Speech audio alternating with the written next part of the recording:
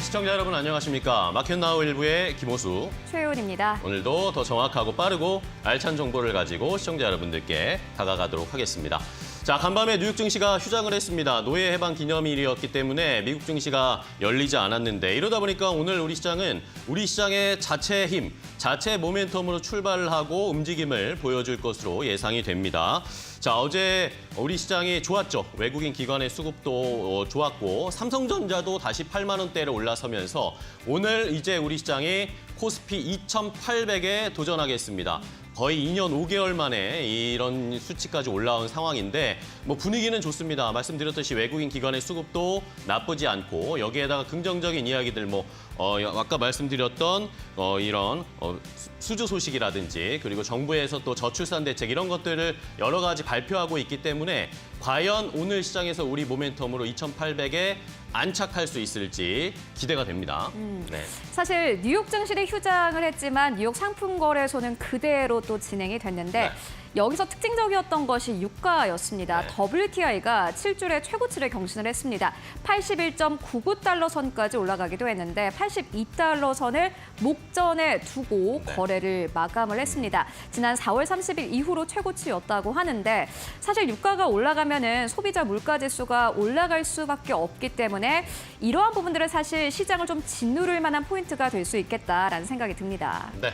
자, 유가도 체크해봐야 되겠고 외국인들의 수급도 체크해봐야 하는 오늘 시장. 과연 오늘은 또 저 마켓나우 일부에서 어떤 내용을 준비했는지 하나씩 확인해 보도록 하겠습니다. 먼저 이슈레이더를 통해서 WWDC 이후에 애플 관련주들을 어떻게 좀 공략해야 할지 고민하시는 분들이 많으실 텐데 오늘 애플 관련주 투자법을 한번 고민해 보도록 하겠고요. 그리고 다시 한번 이슈가 부각될 수 있는 또 수주 소식이 기대가 되는 원전주에 대한 투자법도 알려드리도록 하겠습니다. 네, 그리고 이어지는 마켓 스탠바이 시간에서는요. 말씀처럼 어제 또 이제 코스피가 2,800선을 눈앞에 두고 거래를 마쳤는데 증권가에서는 이제 3,000선 간다 이렇게 긍정적인 전망들 내놓고 있습니다.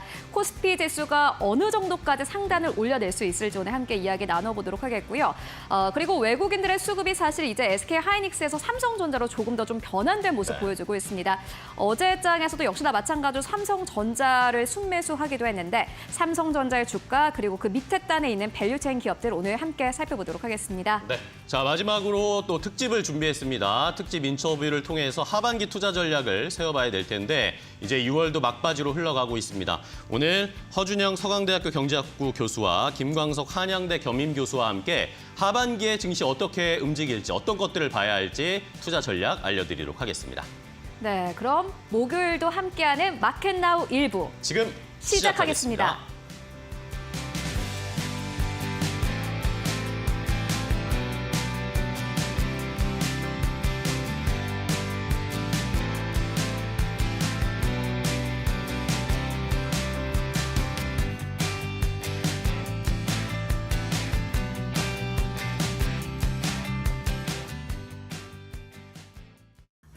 미국이 그토록 바라고 원했던 인플레 2% 그 목표치를 먼저 달성한 나라가 있습니다. 바로 영국이 그 주인공인데요. 이번에 발표된 5월 CPI를 확인해 보니까 물가가 2%까지 내려간 모습이 포착이 됐습니다. 그로 인해서 캐나다와 유럽연합에 이어서 세 번째로 기준금리를 인하할 수 있을지 기대감이 시장에 나오고 있는 상황인데요. 일단 영국의 5월 CPI 같은 경우는 전월 대비 2.3% 비해서 둔화한 모습을 보였는데요. 이 영국 중앙은행이 앞서서 금리 인하 조건으로 내걸었던 인플레이션 2%에 도달한 것은 2021년 이후 3년 만에 처음입니다. 또 미국과 유럽연합보다도 물가 안정 목표치에 먼저 도달을 하면서 다음 달에 있는 총선을 앞두고 리시 수낙 영국 총리 같은 경우는 긍정적인 영향을 받을 수 있을 것으로 시장이 풀이하고 있고요. 영국 통계청은 음식료와 여가 비용 그리고 가구 제품 가격 인하 등이 CPI 인하로 연결됐다고 설명했습니다. 다만 서비스 부문 인플레이션 하락률은 예상보다는 낮았는데요. 5월의 서비스 부문 인플레이션은 5.7%로 지난달 5.9%에서 0.2%포인트 내리는데 그쳤습니다.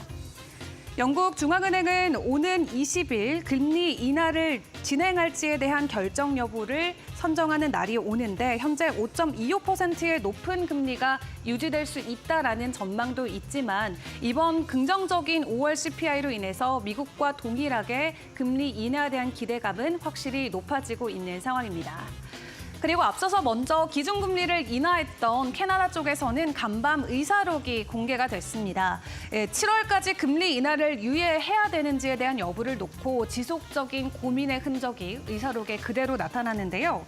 일단 앞선 지난 6월 5일 이 주요국 중에는 처음으로 캐나다가 금리 인하를 단행하면서 자신감을 보였습니다. 캐나다 안에서도 지속적으로 인플레이션이 잡혀가고 있다라는 것에서 확신의 목소리를 내기도 했는데 사실은 6월이 아닌 7월에 금리 인하를 해야 된다라는 것을 놓고 깊은 고민이 있었다고 합니다. 그럼에도 불구하고 강력한 자신감으로 먼저 금리 인하 단행에 나서주면서 뒤이어 유럽연합 같은 경우도 금리 인하에 나서기도 했었죠. 일단 캐나다 같은 경우는 7월에 다시 한번 금리 인하에 나설 수 있을지에 대한 여부를 놓고 60% 정도의 가능성이 있다라고 현재 전망을 하고 있습니다. 미국과 동일하게 올 초만 하더라도 3번의 금리 인하가 가능할 것이다라고 캐나다 측에서도 이야기가 나오고 있었는데요. 다만 다른 점은 미국과는 다르게 이 해당 전망치가 올 연말까지 끝까지 유지가 된다는 부분이 되겠고요. 7월에 캐나다가 다시 한번 금리 인하에 나설 수 있을지 이 부분도 확인을 해보시면 좋겠습니다. 그리고 최근 뉴욕 증시에서 가장 핫하고 가장 뜨거운 주인공은 바로 엔비디아죠. 그런 엔비디아 힘을 얻고 TSMC도 이제 시총 1조 달러 클럽을 눈앞에 뒀다고 합니다. 지속적인 가격 상승과 함께 어느새 시가총액 8위 기업까지 등극하는 모습이 나왔는데요. 다만 중요한 건 시장에서 여전히 TSMC에 대한 목표 주가를 상향하고 있다라는 부분이 되겠습니다. AI 수요와 함께 긍정적인 평가를 받고 있는 TSMC 주가도 올해 들어서 벌써 70% 넘게 오름폭을 키우고 있습니다. TSMC는 엔비디아가 설계한 GPU를 양산하고 GPU와 HBM을 한데 묶는 패키징을 전담하고 있는데요. 이로써 TSMC와 엔비디아는 강한 주가 동조 현상을 보이고 있습니다.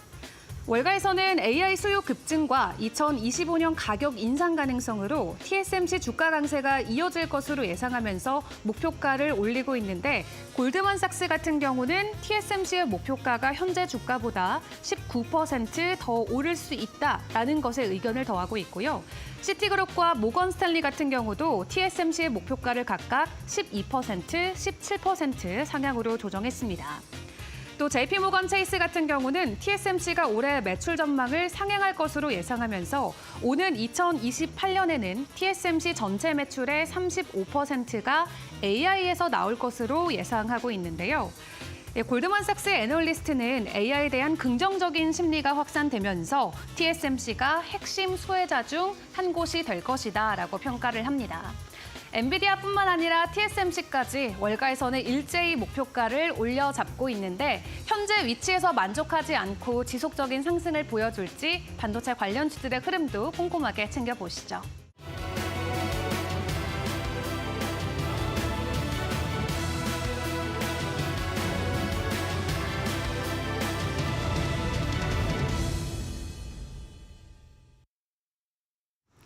네, 전문가 연결해서 시장 전망 함께 들어보고 가도록 하겠습니다. 오늘은 KB증권 프라임센터의 유영화 과장 연결해 보도록 하겠습니다. 안녕하십니까? 네, 안녕하십니까? 네, 과장님 간밤 증시는 휴장을 했습니다. 오늘은 뉴욕 증시가 부재한 상황 속에서 한국 증시 출발을 해야 되는데 그래도 볼만한 글로벌 이슈들 있을까요? 어떻게 보십니까? 네. 일단 노예 해방 기념일에서 미국 뉴욕 증시가 휴장을 했습니다. 좀 큰 그림을 오히려 오늘 말씀드리면 좋을 것 같은데, 지금 올해는 11월에 대선이 있는 해잖아요. 과거에 대선이 있는 해에 통계를 내보면 특히나 S&P 500 같은 경우는 6, 7, 8월이 상당한 썸머 랠리를 펼쳤던 시기입니다. 지금 일단 빅스 같은 경우도 과거에 대선이 있는 해에는 4월부터 8월까지 레벨 다운되는 모습들을 보여줬기 때문에 지금 최근에 이제 정치적 이슈가 유럽 쪽에서 나오고 있는데 정치적 유럽 이슈가 이 미국 증시까지도 영향을 미치지만 않는다면 미국 증시 그리고 국내 증시도 최근에 이제 외국인들이 매수세가 이어지고 있는 상황에서 좀 긍정적인 흐름을 시기적으로 염두하실 필요가 있다라고 말씀을 드리고 싶습니다. 네, 그렇다면은 오늘 한국 증시는 어떻게 전망하고 계십니까? 네, 아무래도 반도체가 주도주로 등극을 하고 있습니다. 26일 날 마이크론의 실적 발표가 기다리고 있고 7월 초에 삼성전자 잠정 실적 발표까지는 아마도 반도체가 주도하는 장세 지속될 것이라고 판단하고 있고요. 이에 삼성전자와 하이닉스의 지금 시세도 상당히 긍정적으로 반응을 해주고 있고, 다만 이제 염두에 두실 것은 최근 반도체와 시가총액 상위 예를 들어서 현대차나 기아차의 신고가 갱신이 이뤄지고 있는 상황인데, 이런 것들을 만드는 주역은 외국인이에요. 당분간 외국인의 수급 주목해 보실 필요가 있고, 반도체 자동차형 수급이 당분간 지속된다면 이들의 주가 흐름은 긍정적으로 열어놓고 보셔야 될 것으로 판단이 되고요. 다만 반도체 소부장단 같은 경우는 기관 쪽에서 수급을 주도를 하고 있습니다. 특히나 이제 AI PC가 출시가 되면서 온디바이스 AI를 좀 주목을 하고 있는데, 어제 수급 보시면 NPU 쪽을 다시 매수하는 모습이 나왔습니다. 바스켓이고요. 오픈엣지 테크놀로지, 팁스앤미디어, 에이징랜드, 퀄리다스 반도체로도 바스켓 매수하는 모습이 나왔고, 일단 추가적으로는 어제 밤에 리포트 나왔는데, 검사 장비 쪽에서는 DI 쪽으로 수급을 유입시켰고, 오늘도 아마 시장에서 좀 주목을 해보시면 좋을 것 같습니다. 왜냐하면 내년도 영업이익이 600억으로 예상이 나오면서 오늘 시장에서 상당히 주목을 받을 것 같은 느낌인데요. 일단 올해는 아니지만 내년에 퍼 기준이 지금 현재 시총으로 비교를 하면 한 10배 수준밖에 안 되거든요. 그러니까 검사 장비 쪽에서는 굉장히 저평가된 부분이 부각이 되면서 좀 긍정적으로 판단하고 있고요. 심텍 같은 경우도 온디바이스 AI 쪽에서의 기판, 수혜주로 떠오르고 있는 부분들 잘 챙겨보시면 좋을 것 같고, 음식료가 어제 조정을 받았지만 사조 대림은 수급이 유입됐습니다. 맛살에서 어묵에서 냉동김밥까지 가공식품 밸류체인 보유한 기업이고요. 6월 중순부터 미국의 김밥, 냉동김밥 수출을 할 예정이고, 이러한 여러 가지 가공식품을 주재료로 수출 시장 확대에 따른 모멘텀이 부각되면서 주가 리레이팅 전망하고 있습니다. 올해 영업이익 1,939억 예상하고 있는데요. 현재 시가총액 6천억이기 때문에 현저한 저평가로 판단하고 있고요. 특히나 방산 같은 경우는 이제 수주 기대감이 있었는데 일단 수주 체결이 됐기 때문에 그 이후에 후속 수주까지도 기대해 볼 수 있을 것 같고, 원전 같은 경우는 이제 미국발로 호재들이 나오고 있는 상황에서 어제 수급에서는 우진엔텍, DHI, 우진, 투산 인더스트리 쪽으로 수급 집중됐기 때문에 잘 살펴보시면 좋을 것 같습니다. 네, 알겠습니다. 지금까지 유영아 과장과 함께했습니다. 고맙습니다. 감사합니다. 네, 간밤 증시는 휴장을 했습니다. 다만 미국 대선 전에는 원래 6월 달부터 8월 달까지 시장이 강세이기 때문에 그런 역사적인 흐름을 봤을 때는 6월부터 8월까지 한국 증시도 분위기 괜찮을 것이다라는 전망 함께 듣고 왔고요. 한국 증시도 역시나 마찬가지로 긍정적으로 전망을 해주셨습니다. 삼성전자, SK 하이닉스 쪽으로 최근에 외국인들의 수급이 좀 집중되고 있는데, 이러한 수급 집중이 계속된다면 시장 잘 갈 것이다. 그리고 반도체 소부장 쪽으로도 역시나 마찬가지로 수급 들어오니까 이 부분 집중해보자라는 의견 듣고 왔습니다.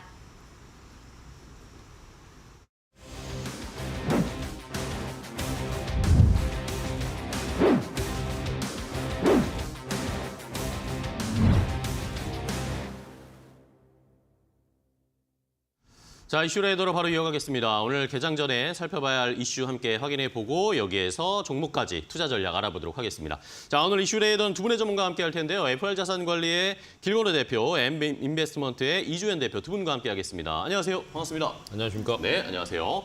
자, 두 분 오늘은 또 어떤 이슈를 포착하셨을지, 장 출발 전에 우리가 포착해야 할 이슈, 먼저 길건우 대표가 포착한 이슈부터 바로 공개하겠습니다.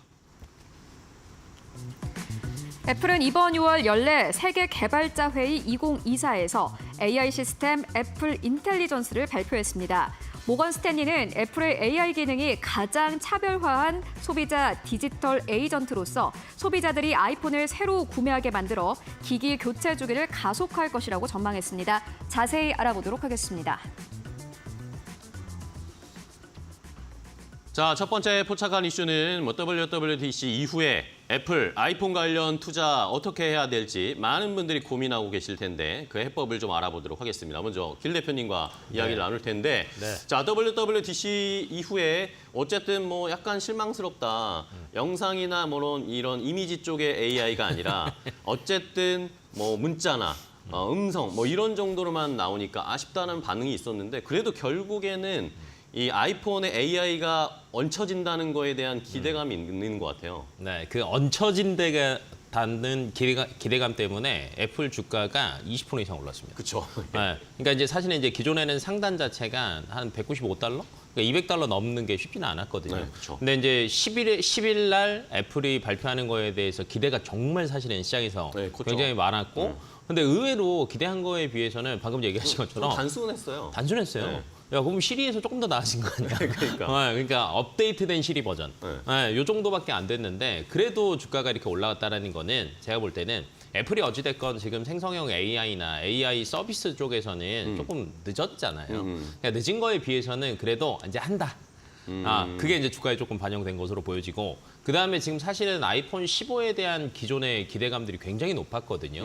야, 이거 기존에 아이폰 12, 13 썼던 사람들 교체 주기 돌아오는데 이거 한 15대 많이 팔릴 거야. 근데 의외로 중국에 별로 안 팔렸죠. 그쵸. 네, 그러다 보니까 이제 애플 입장에서는 새로운 뭔가를 자꾸 넣어야 되는데 AI를 넣는다라는 것 자체가 저는 어찌됐건 플랫폼이 바뀐다라는 관점에서 본다라고 하면 교체 수요가 굉장히 많이 늘어날 걸로 보입니다. 그러다 보니까 이제 주가가 한 20% 정도 올랐다라고 보시면 될 것 같은데 네. 그에 비해서 우리나라는 애플에 납품하는 회사들 정말 많은데 관련 회사들 주가는 그렇게 별로 올라가지는 않았어요. 그 전까지도 되게 안 좋았잖아요. 맞아요. 애플주들이. 네, 그러니까 너무 애플 향이다 보니까 네. 야, 너무 늦은 거 아니야? 매출 안 나오는데. 근데 사실은 아이폰 15가 그렇게 안 팔리진 않았습니다. 근데 네, 그래서 아마 2분기 실적에 아이폰 15에 대한 판매 수치가 나올 건데 괜찮았고요. 네, 그다음에 아이폰 16이 지금 한 9월 달 예정되어 있잖아요. 그러면 이미 2분기 때부터 생산은 들어가거든요. 초도 물량이 있어야 되니까.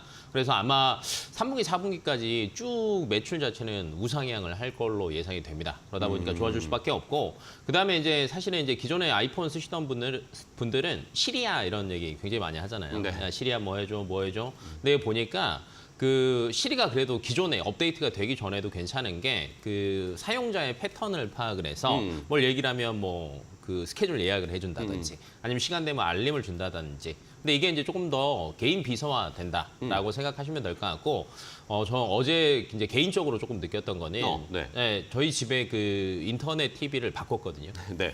KT로. 뭘로? 예. 네, KT로? 지니. 네. 어제 저희 애들이 3시간 동안 지니를 부르더라고요. 네. 지니야, 뭐 찾아줘. 지니야, 뭐 찾아줘. 네. 라고 생각을 했습니다. 쓸만하던가요?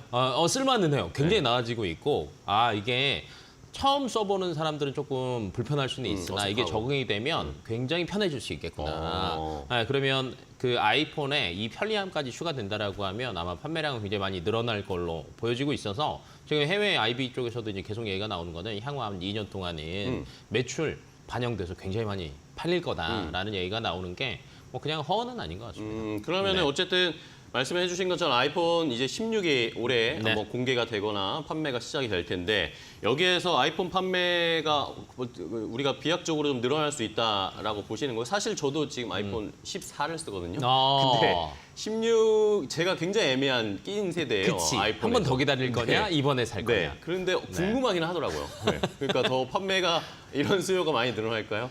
제가 볼 때는 14는 고민하실 것 같고요. 네. 12, 13 쓰시던 분들이 원래 15를 노리고 계셨거든요. 근데 의외로 별로 그렇게 달라진 게 없는데 그렇죠. 금액만 비싸졌는데 그러니까 이제 용량 때문에 사실은 12, 13 쓰시던 분들이 그 핸드폰의 저장 용량 때문에 교체를 많이 하세요. 네네. 근데 이게 16대는 더 이상 미룰 수 없다. 그리고 어차피 지금 이번에 이게 AI 서비스가 이제 온 디바이스 어찌됐건 업데이트가 되는 거죠. 네. 그럼 다음 버전부터는 어차피 계속 업데이트 되거든요. 그래서 아마 그런 수요가 저는 늘어날 걸로 보이고 써보시니까 알겠지만 새로운 거 나오면 아이폰은 둘 중에 하나입니다. 디자인이 정말 이쁘던지 아니면 색다른 뭔가가 아예 새로 생기던지 그쵸. 이럴 때 판매량이 조금 많이 늘어나거든요. 그래서 기대해 봐도 되지 않을까 싶습니다. 네, 좋습니다. 자, 이제 어쨌든 뭐 국내에서도 그렇고 글로벌 시장에서도 애플을 평가를 할 때 이제 애플 인텔리전스가 탑재된 아이폰 16의 판매가 늘어날 것이다라는 예상 때문에 긍정적인 평가나 목표 주가 상향들이 나오고 있습니다. 자, 그러면 우리 시장에서 이 애플 인텔리전스 공개가 되고 난 이후에 좀 반응들이 있었는데 애플 관련주들의 최근의 주가 흐름은 또 어떻게 움직이고 있는지 체크해봐야겠죠? 최훈 앵커가 정리를 해드릴게요. 네, 애플의 WWDC의 두 번째 날 이후 애플의 주가는 신고가를 경신을 했습니다. 그리고 외국계 증권사들은 애플의 목표 주가를 일제히 상향 조정하기도 했는데요.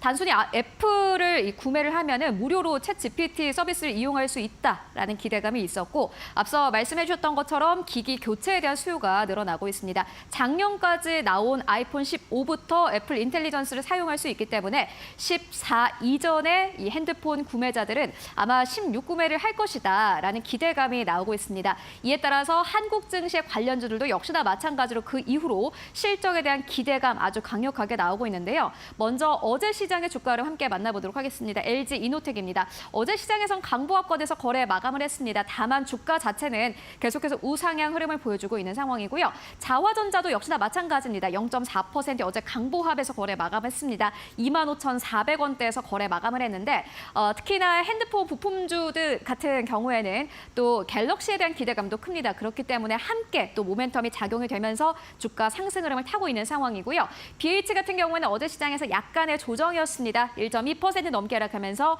24,700원대. 그리고 ITM 반도체 같은 경우에는 최근에 주가 흐름 정말 좋습니다. 어제 시장에서 보합순에서 거래 마감했고요. 26,400원대에서 거래 마쳤습니다. 덕산 네오룩스 1.2% 넘게 하락하면서 40,050원대에서 거래 마감을 했는데요. 어제 시장에서는 사실 뚜렷한 모멘텀이나 뉴스가 없었기 때문에 이 주가의 움직임은 미미했습니다. 앞으로 주가 움직임이 어떻게 흘러갈지 이어서 전문가들과 함께 이야기 나눠보도록 하겠습니다. 네, 자 최근에 애플 관련주들, 국내 애플 관련주들을 확인을 해봤는데 어쨌든 반응은 나왔습니다. 이제 추가적으로 더 상승할 수 있을지 여부가 가장 중요한데 자 그럼 빌 대표님은 어떤 종목 보실 거예요? 사실은 다 앞에서 얘기하셨던 것처럼 다 좋습니다. 뭐 LG 이노텍, 자화전자, BH 사실은 다 좋은데 저는 이제 올라가는 레벨, 주가가 올라가는 레벨은 저는 2단계로 조금 나눠져서 갈 것 같아요. 예. 첫 번째는 어때요? 2분기 실적 발표. 왜냐하면 의외로 아이폰 15의 판매량이 저조하지 않았습니다. 그러니까 중국 쪽에 대한 수요는 조금 기존 예상치보다는 줄었지만 실적 나오는 거 보시면 아시겠지만 괜찮아요. 1분기 때에 비해 작년 4분기, 1분기 때에 비해서 거의 뭐 기업별로 조금 차이는 있겠지만 최소 30에서 50% 정도는 다 늘었거든요. 그러면 이제 이때 야 기존 고도 나쁘지 않았어? 그러니까. 근데 또 16도 잘 팔린데 그러면 이제 레벨이 갈 거예요. 그다음에 이제 9월 전에 이제 8월 정도까지 보면은 원래 그 신제품이 나오기 전에가 기대감이 부풀어 그쵸. 오르기 시작을 네. 합니다. 그러면 아마 이제 그 실적 발표하고 그 다음 랠리는 16에 대한 기대감이 반영이 될 걸로 보여지고 있고 나오고 나면 좀 쉴 거예요. 근데 이게 진짜 수치상으로 잘 팔리는데 계속 지금 판매량 수치 뭐 12, 13 수요 들어오는데라고 하면 그 레벨업이 아마 거기서 더 될 거거든요. 그래서 이렇게 좀 시기를 정해보시면 좋을 것 같고 여기서 이제 수혜를 누가 제일 많이 볼 거냐라고 하면 어떤 종목 봐요? 애플밖에 안 쳐다보고 있는 LG 이노텍이 LG 이노텍. 되지 않을까라고. 거의 애플과 같이 움직일 거다. 뭐 거의 공생관계라고 보시면 될 것 같고 엔비디아랑 SK 하이닉스처럼 애플과 LG 이노텍이다 라고 생각을 하시면 될 것 같고 앞에서 얘기했던 거랑 사실은 거의 다 포함되는 게 LG 이노텍입니다. 근데 여기에 추가적으로 이제 하나를 더 얘기를 해보자면 2분기 때 영업이익이 아마 어닝 서프라이즈 나오지 않을까. LG 이노텍이요? 네. 왜냐면 왜요? 기대감이 원래 컨센서스가 한 790억 정도 됐거든요. 근데 지금 예상치가 1,068억 예상합니다. 컨센서스보다 한 25%에서 30% 정도는 늘어날 걸로 예상이 되고 있어서 아까 제가 레벨업 구간이 2단계로 나눠질 네네네. 거다라고 얘기했던 것처럼 이게 조금 반영이 될 것 같아요. 그래서 아이폰 15 판매량이 괜찮았다.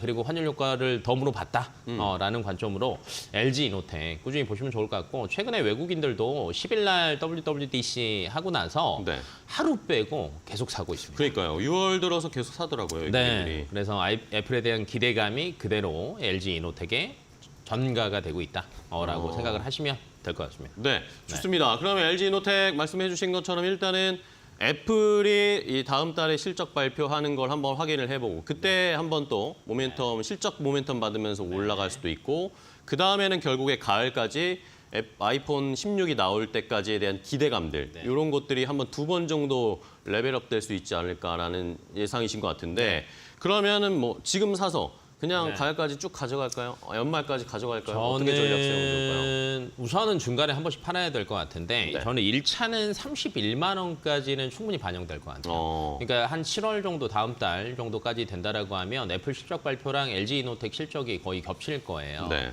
네, 그렇다라고 하면 2분기 실적 애플 괜찮았어 주가 한번 올라갈 거고 진짜 LG이노텍 괜찮았네라고 하면 31만 원까지 쉽게 갈 겁니다. 그럼 여기에서 저는 1차 차익 매물이 어느 정도 나오지 않을까라고 보고 있어서 한번 쉬었다가 네, 조금 살짝 조정되고 나서 이제 8월 하반기쯤 될 때쯤이면 이제 16에 대한 기대감이 반영이 될 거예요. 네. 그래서 2차로는 거의 그래도 전고점 39만 원까지는 모르겠지만 그래도 한 35만 원 정도까지는 네. 충분히 가지 않을까 생각합니다. 알겠습니다. 네. 39만 원까지 간다는 줄 알고 제가 네. 놀랐는데 거기까지 가려면 한 내년은 네. 돼야 되지 않을까. 네, 거기보다 네. 조금 낮게 네. 36만 원 정도로 네. 2차 목표가 연말까지 아이폰 16 나올 때까지 한번 전략을 세워드렸습니다.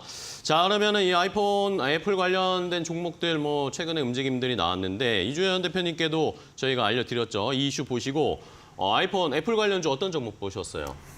마찬가지로 애플의 의존도가 상당히 좀 높은 BH라는 종목을 BH요? 좀 소개를 BH는 근데 해드리려고요. 막 하루에 막 10%씩 움직여서 네, 무서워요. 그래서 최근에 또 주가 흐름을 보시면 아시겠지만 또 LG 이노텍이랑 굉장히 비슷하게 움직임이 나오고 네. 있습니다. 근데 상대적으로 LG 이노텍보다는 더 탄력적으로 좀 움직임이 그쵸. 나오는 그런 종목이기 때문에 앞으로도 이제 애플 호재로 인해서 더 탄력적으로 상승이 나오지 않을까라고 좀 기대를 하고 있는 그런 상황입니다. 네.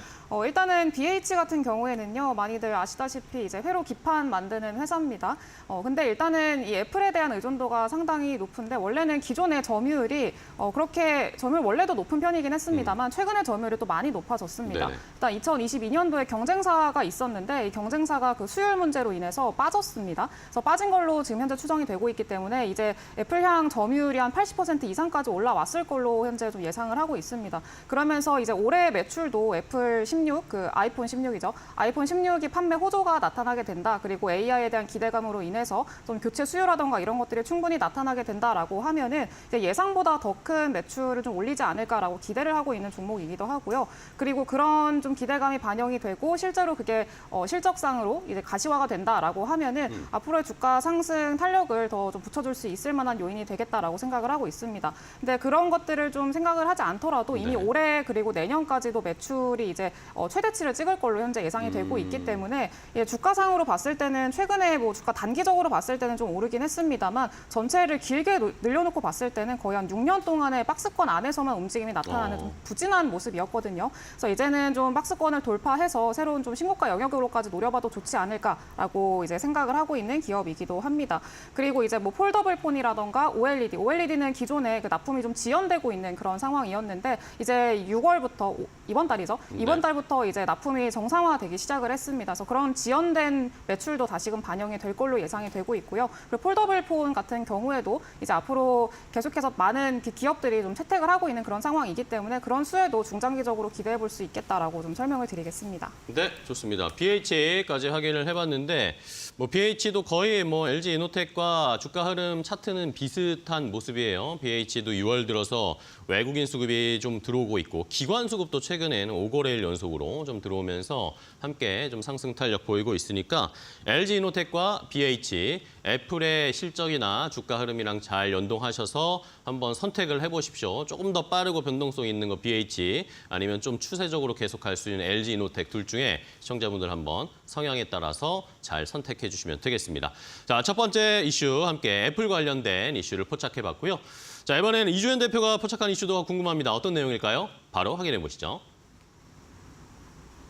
제11차 전력 수급 기본 계획의 초안인 실무안이 지난달 31일 공개가 됐습니다. 이 가운데 대형 원전과 소형 모듈 원전의 확대가 예상되고 있는데요. 또 체코의 총 사업비 30조 원 규모로 신규 건설하는 원전 수주전 결과가 다음 달 중순께 가려집니다. 자세히 알아보도록 하겠습니다. 자, 이번에는 원전 이야기입니다. 많은 분들 관심 많으실 겁니다. 원전 관련 주들에 대한 기대감도 있고 도대체 이 체코 원전 수주 결과 언제 나오냐 이거 기다리시면서 어떻게 투자할지 지금 전략을 세우실 텐데 이주연 대표와 더 자세하게 한번 저희 전략을 세워보도록 하겠습니다.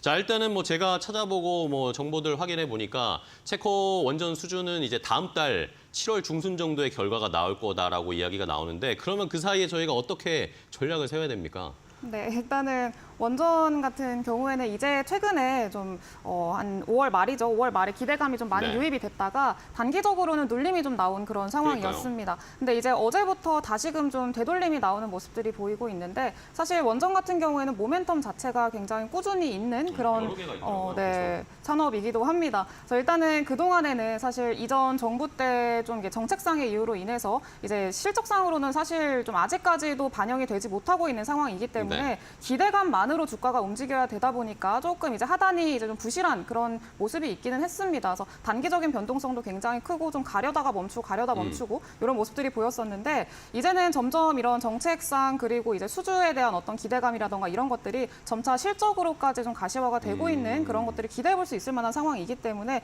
점점 더 이제 장기적인 우상향 추세로 가지 않을까라고 기대를 하고 있습니다. 네. 특히나 원전이 좀 많이 부각받는 이유 중에 하나가 또 AI 이슈죠. 1800년대 그 금 골드러시 있었을 때 그때 사실 금 채광에서 실제로 돈을 번 사람들은 그렇게 많지 않았다고 하잖아요. 네. 그때 돈을 제일 많이 번 사람들이 이제 그 삽 팔고 곡괭이 팔고 이랬던 사람들이었는데 네, 이번에도 AI 이슈로 인해서 또 수혜를 받는 그런 이제 업종이나 이런 것들이 AI에서부터 파생된 그런 산업들 위주로 좀 중심적으로 좀 매출이 많이 발생을 할 거라고 좀 기대를 하고 있습니다. 1800년대 역사를 거슬러 저희가 한번 투자법을 찾아봤네요. 네, 그래서 일단은 원전 같은 경우에도 이제 원전 관련 산업된 그 기자재 파는 그런 기업들도 상당히 네. 좀 기대가 많이 되고 있는 그런 상황인데 이번에 아까 11차 그 전력 수급 기본 계획에서도 마찬가지로 발표를 했잖아요. 근데 이번에 올해 그 신규로 편성된 전력 그 지원 예산의 90%가 다 원전에 좀 포진해 있습니다. 그래서 그럴 정도로 우리 국내에서도 원전에 굉장히 좀 주력하고 있는 상황이고 원전 수출에 대한 지금 좀 노력도 굉장히 많이 하고 있는 상황이죠. 근데 일단은 현재 단기적으로 봤을 때는 말씀하셨던 체코 원전 7월 중순에 이제 결과가 발표가 되는데 이제 프랑스랑 이제 그 양강 체제로 대결구도. 가고 네. 있습니다. 그래서 지금 단기적으로 봤을 때는 프랑스에 조금 뒤처진다 이런 평가가 있기는 합니다만 일단은 영국까지도 현재 좀 기대가 되고 있는 상황이고 이 영국도 이제 그 최근이었죠. 얼마 전에도 이제 영국 그 방안을 해가지고 이제 네, 원전 그쵸. 관련한 논의를 또 하기도 했었습니다. 그래서 일단은 계속해서 이제 여러 국가들과의 어떤 논의가 계속 진행이 되고 있고 이런 점들도 좀 긍정적으로 보시면 좋을 것 같고요. 그리고 루마니아라던가 또 하반기에 또 카자흐스탄이라던가 이런 원전 수출 계획들이 계속해서 나오고 있기 때문에 사실 모멘텀은 끊이지 않고 좀 나올 수 있을 만한 그런 상황이다라고 좀 말씀을 드릴 수가 있을 것 같습니다. 그래서 이제 단기적인 눌림에서는 좀 공략을 해보시는 전략으로 가져가시는 거를 저는 이제 권장을 드리고 싶고요. 그리고 이제 기자재 쪽에서 좀 수혜를 받을 수 있을 만한 종목들도 같이 좀 보시는 거 좋을 것 같습니다. 그래서 오늘 좀 소개를 해드리려고 하는데 그건 이따가 말씀을 드리도록 하겠습니다. 네, 알겠습니다.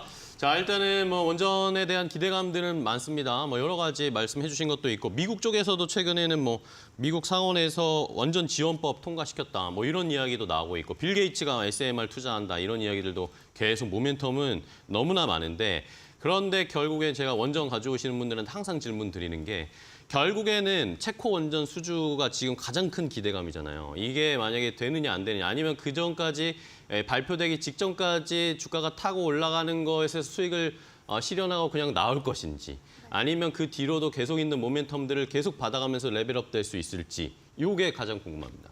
네, 저는 장기적인 우상향은 나올 거라고 네. 생각을 하고요. 일단은 투자 포인트 자체를 이제 접근하시는 전략에서 확실히 좀 구분을 하셔야 될 것 같은데 나는 단기적으로 이 이슈를 보고 가겠다라고 네. 하시는 분들은 당연히 이제 7월 중순에 체코 결과 앞서서 좀 매도 처리를 하시는 게 맞고요. 그리고 나는 원전 산업에 대한 장기적인 우상향을 좀 바라보고 있다. 이게 매출이 실적이 좀 가시화가 되면서 하단을 지지해주는 그런 안정적인 상승을 좀 생각을 해보고 있다라고 하신다면은 계속해서 가져가셔도 충분히 좋을 만한 눌림에서 계속해서 좀 모아나가는 그런 전략으로 가져가셔도 좋겠다라고 좀 설명을 드리고 싶습니다. 네, 알겠습니다.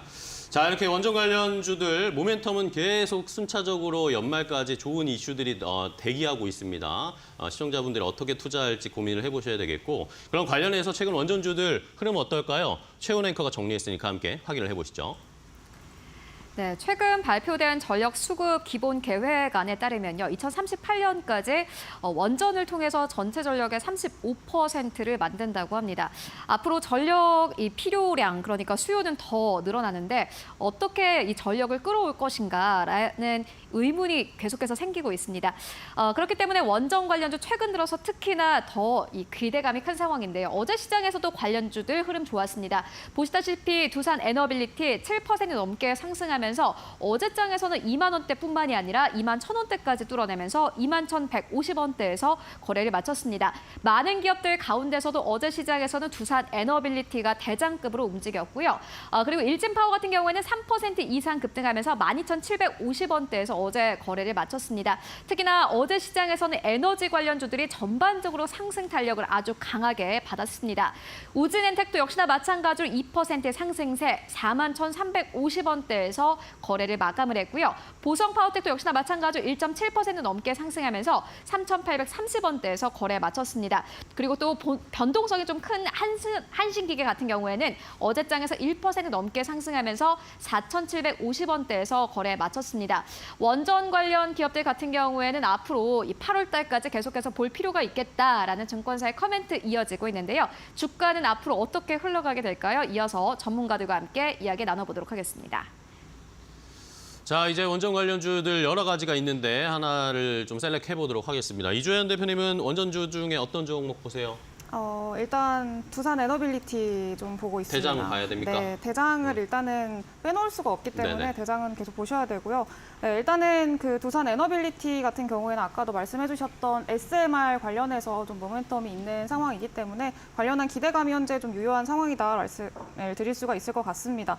네, 일단은 지금 미국 최근에 그 두산 에너빌리티가 뉴스케일 파워랑 또 공급 계약을 네, 맺었다 이런 뉴스가 나오면서 굉장히 좀 탄력적으로 상승이 나오는 모습이 보였었습니다. 근데 아직까지 뭐 구체적인 어떤 뭐 내용들이 나온 건 아닙니다만 그 파이프라인이 일단 형성이 됐다라는 것 자체로도 좀 긍정적인 내용이라고 볼 수가 있을 것 같고요. 일단은 그 미국에서 원자력 규제위원회에서 허가를 받은 SMR 자체가 이 뉴스케일 파워밖에 없습니다. 그래서 현재로서는 그리고 뉴스케일 파워가 이 주기기 생산하는 데 있어서 이 두산 에너빌리티에 굉장히 의존하고 있다라는 점을 좀 생각을 해봤을 때 이런 직접적인 수혜를 두산 에너빌리티가 가져갈 수 있겠다라고 좀 기대를 해볼 수가 있을 것 같고요. 그리고 SMR은 아직까지 또 원전 산업 전체적으로 관련되는 얘기기는 합니다만 아직까지 뭐 수출이 엄청나게 뭐 반영이 된다던가 뭐 실적이 눈으로 이렇게 계속해서 찍히는 그런 모습들은 아직까지는 보이고 있지는 않습니다만 SMR 같은 경우에도 마찬가지거든요. 여전히 기대감으로 가는 그런 산업이기는 한데 이 SMR도 마찬가지로 이제 실질적으로 수익으로 좀 찍히는 그런 모습들까지 좀 기대를 해볼 수가 있는 그런 상황이 왔다라고 좀 보고 있습니다.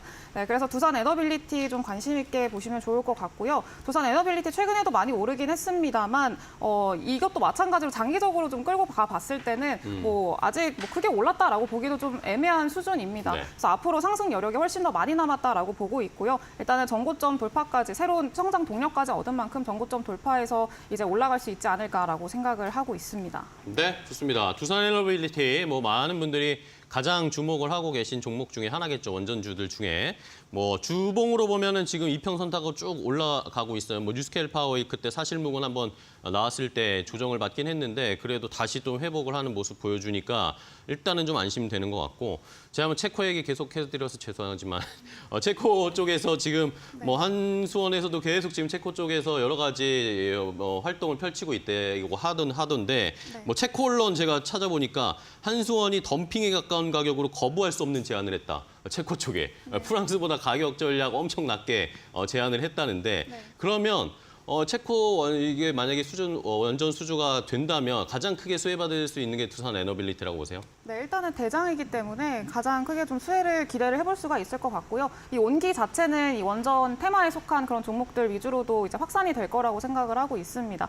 일단은 뭐 우리나라 그 덤핑에 가까운 뭐 가격 말씀하셨는데 우리나라 원전에도 가장 큰 장점 자체가 가격의 합리적인 가격이기도 하거든요. 그래서 이제 그런 점들을 좀 부각을 시킨 게 아닌가라고 생각을 하고 있고요. 네. 그리고 이제 이전에 그 UAE에 바카라 원전 수출을 했을 때도 수출하고 나서 꽤나 장기적인 어떤 좀 모멘텀이 이어져 왔었거든요. 그래서 이번 이번에도 만약에 체코 결과 어떻게 될지는 모르겠지만 체코 결과상으로 수주 확정이 된다라고 하면은 또 장기적인 그런 좀 모멘텀을 기대를 해볼 수가 있을 것 같고요. 네. 그리고 만약에 되지 않는다라고 하더라도 단기적으로 봤을 때는 조정이라던가 차익 매물 출회될 수 있겠습니다만 말씀드렸다시피 모멘텀은 굉장히 많은 상황이기 때문에 그 추후에 어떤 모멘텀들을 기대를 해보면서 가져가 보시면 좋지 않을까라고 생각을 하고 있습니다. 네, 알겠습니다. 두산 에너빌리티 완전히 수주되든 되지 않든 어쨌든 추세적으로는 계속 갈 거다라는 의견이셨고 길 대표님은 체코 어떻게 될 것 같아요?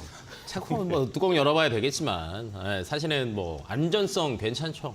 가격 괜찮은데 안 될 이유는 저는 없다라고 보고 사실은 이제 기존에는 이제 미국도 있었으니까 사실은 조금 애매했어요. 근데 이게 빠지면서 2파전으로 되면서 저는 가능성 분명히 높아졌다라고 보고 근데 저는 이제 추가적으로 본다라고 하면 원전을 너무 신규 수주 쪽으로만 생각은 안 하셔도 그래요? 될 것 같아요. 왜냐하면 이제 최근 들어서 주가를 다 끌어올리는 거는 신규입니다. 그런데 이게 원전의 전체적인 섹터를 보시려면 큰 흐름을 보셔야 되는데 네. 사실은 한 3, 4년 전까지만 해도 탈원전이 글로벌에 대한 기조였습니다. 대세였죠, 근데 여기 생각해보니까 전기차로 넘어가는데 전기가 많이 필요한데 이게 되겠어? 신재생으로 감당이 되겠어? 하다 보니까 원전이 신재생에 유럽에서 포함시켰고요. 포함됐고. 그러니까 미국이 따라했어요. 근데 그 다음에 이제 살짝 더 고민을 했습니다. 근데 이 원전을 새로 짓는데 10년 걸리니까 막 짓기는 어렵고 그러면 원래 원전이 40년이 수명이라고 생각을 하는데 그때 한 2년 전에 보면 글로벌 여러 나라들이 원전 수명을 다 10년, 20년 연장을 했습니다. 그러니까 눈치 보는 거예요.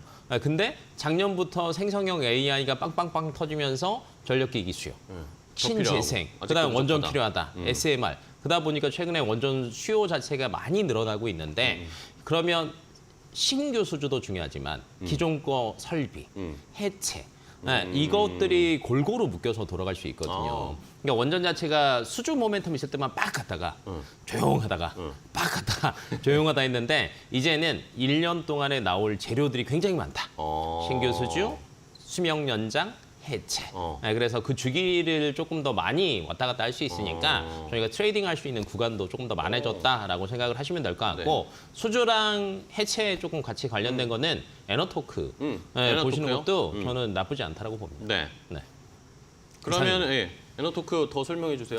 근데 이게 사실은 이제 저는 1번은 원래 두산 에너빌리티 좋아하거든요. 네. 원래 이제 딴 데서 이제 원전 물어보면 두산 에너빌리티가 저는 대장주여서 어찌됐건 시장에서 섹터가 관심을 받으려면 두산 에너빌리티로 수급이 몰려야 돼요. 그러면 얘가 이제 거의 정고점 가까이나 이제 수급을 다 받아서 주가가 올라가면 그다음 이어가는 게 사실은 한전 KPS라고 봅니다. 네네. 근데 최근에 이제 지금 두산이랑 한전 KPS 같은 경우에는 조금 반영이 돼서 스물스물 가고 있고요. 근데 그 아래 단계에 저는 그 다음이 에너토크라고 보거든요. 그러니까 원전 내에서도 계속 순환매가 돌 수밖에 없습니다. 네. 그래서 에너토크가 최근에 조금 올랐다가 조금 조정을 받고 있는데 아마 수주 이슈가 뜰 때 또 가벼운 애들이 또 많이 뛰기도 크게 합니다. 움직이겠죠. 그래서 좀 장기적으로 보시는 분들은 두산 에너빌리티. 그때 이슈에 따라서 트레이딩을 좋아하시는 분들은 에너토크. 이렇게 두 가지 좀 나눠서 보시면 좋을 것 같습니다. 에너토크가 어떤 회사, 뭐 하는 회사입니까? 에너토크 같은 경우에는 사실은 이제 원전 관련되면 사실은 무수히 많은 게 들어갑니다. 그쵸. 사실은 이제 건설도 대표적인 게 삼성물산, 현대건설. 그러니까 원전 수주를 받으면 그냥 원전 기기를 납품하는 데서 끝나는 게 아니라 건설할 때도 정말 많은 게 들어가고요. 그쵸. 근데 여기에는 여러 가지 밸브, 그다음에 안전 개폐 장치 이런 것들 많이 들어가는데 에너토크 같은 경우에는 건설할 때랑 폐로 닫을 때랑 여러 가지 기술적인 것들도 조금 많이 가지고 있어서 여기도 숟가락 얹고 저기도 숟가락 얹고 해체 기술도 있군요. 네, 그래서 이제 조금 가볍지만 이슈가 있을 때 많이 뛸 수 있다라고 생각을 하시고 좀 한번 염두에서 생각해 두시면 좋을 것 같습니다. 알겠습니다. 네. 자, 원전에 대한 모멘텀들 많은 상황입니다. 전반적으로 추세 우상향을 하고 있고 그런데 길 대표님 지적해 주셨듯이 너무 수주에만 매몰되지 말자. 과거에는 우리가 원전주들 수주 소식에만 반응하는 모습이었는데 전반적으로 모멘텀이나 글로벌 트렌드 자체가 일단 원전 쪽으로 가고 있으니까 그런 흐름을 가지고 길게 보는 전략도 두 분이 공통적으로 설명해 주셨으니까 잘 저희도 참고해 보도록 하겠습니다. 자, 오늘 이슈레이더 두 분과 함께 이야기 나눠봤는데요. 좋은 전략 주셔서 감사하고요. 다음 시간에 또 뵙도록 하겠습니다. 고생 많으셨어요. 고맙습니다.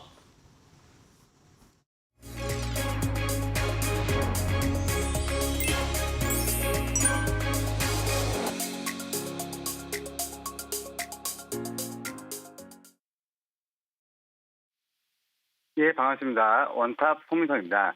연일 계속되는 무더위에 모두 건강 유의하시고 항상 좋은 일만 가득하시길 바랍니다. 우선 전일 미국 증시는 휴장으로 좀 쉬어갔고요.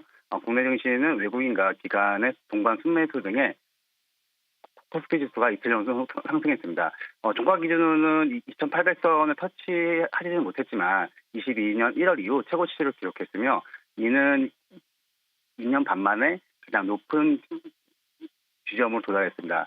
아무래도 국내 증시의 긍정적인 전망이 힘을 받고 있고요. 외인들은 선물 시장에서 14,000계약 넘는 순매수 기록했습니다. 아무래도 이러한 이유는 미국의 5월 소매 판매가가 부진한 가운데 패드의 금리 인하 기대감과 엔비디아의 사상 최고치를 기록하면서 국내 증시에도 호재로 작용했습니다. 반도체 관련주 상승 영향으로 볼 수 있고 특히 삼성전자는 외국인과 기관 순매수 등의 8만 원 위에서 거래를 마감했고 이런 메모리 반도체 수급 개선으로 실적 개선이 지속될 것으로 전망되고 있고 또한 엔비디아의 HBM3E의 납품의 전반적인 공급 부족을 감안할 때 올해 하반기에나 가능할 것으로 예상되고 있습니다. 최근 외국인이 사들인 종목들이 신고가 흐름을 좀 보이고 있는데 SK 하이닉스나 SK 하이닉스 신고가가 좀 오르고 있고요. 또한 이제 현대차와 기아도 인도 IPO 이슈를 받으면서 신고가를 기록하고 있습니다. 외국인이 이달 들어 순매수한 종목은 삼성전자이며 SK 하이닉스, 기아, 현대차, HD, 현대일렉트릭, 하나시스템 순으로 많이 매수세가 보였고 당분간 외인의 바이코리아가 이어질 것으로 전망되고 있습니다. 그러나 한편으로는 반도체 업종 쏠림 현상이 깊어지는 모습으로 이런 불안 요소들이 보고 있는데 반도체 업종은 국내 증시 전체에 차지하는 시가총액 비중이 30%에서 근접하고 있으며 문제는 글로벌 반도체 업종이 조정이 올 경우에 국내 증시에 미치는 영향이 작지 않다는 점도 인지해야 될 시점이라고 볼 수 있습니다. 그리고 중동 불안감 지속과 미국과 유럽연합이 중국과 통상 마찰이 이어지고 있는 상황에서 국내 3분기 수출 전망으로는 선박이나 반도체 수출 기대감이 커지고 있는데 특히 LNG선이나 암모니아 운반선 등과 같은 고부가치 선박이 발주가 증가하고 있으며 해운 관련주인 하나인진이나 KTH 등 이런 종목들은 중장기적인 관점으로 보시는 게 좋겠고요. 그리고 AI 산업 성장에 따른 매물 반도체 수요가 확대의 영향으로 수출 호조세는 기대감이 좀 커지고 있습니다. 다만 수출 호조세가 지속하기 위해서는 글로벌 보호무역 조치 및 주요국들의 대선 등 변수에 대한 체크가 필요한 부분이고 현재 국내 증시는 반도체나 자동차, 방산 등의 대형주 위주와 이런 테마적 순환매가 이런 시장에 되어가고 있는데 현대차 IPO 관련해서 자동차 부품주나 포항 영일만한 유전 관련주들은 이런 흐름들을 계속 체크해 보실 필요가 있고요. 그리고 전일 식품주나 화장품 섹터는 조금 흐름이 좀 빠졌는데 그런 종목 섹터 공유도 약간 눌림목 관점으로 보시면 좋겠습니다. 그리고 그동안 에너지 섹터에서 관련주들이 좀 많은 조정을 받았는데 지금 미국 상원에서도 원자력 발전 촉진 법안을 통과시킬 예정이며 미국의 원자력의 이런 강화 및 연료 공급망 인프라 강화로 보여지고 있고 글로벌 전력난 우려에 원전 부품사의 수혜가 약간 전망되고 있습니다.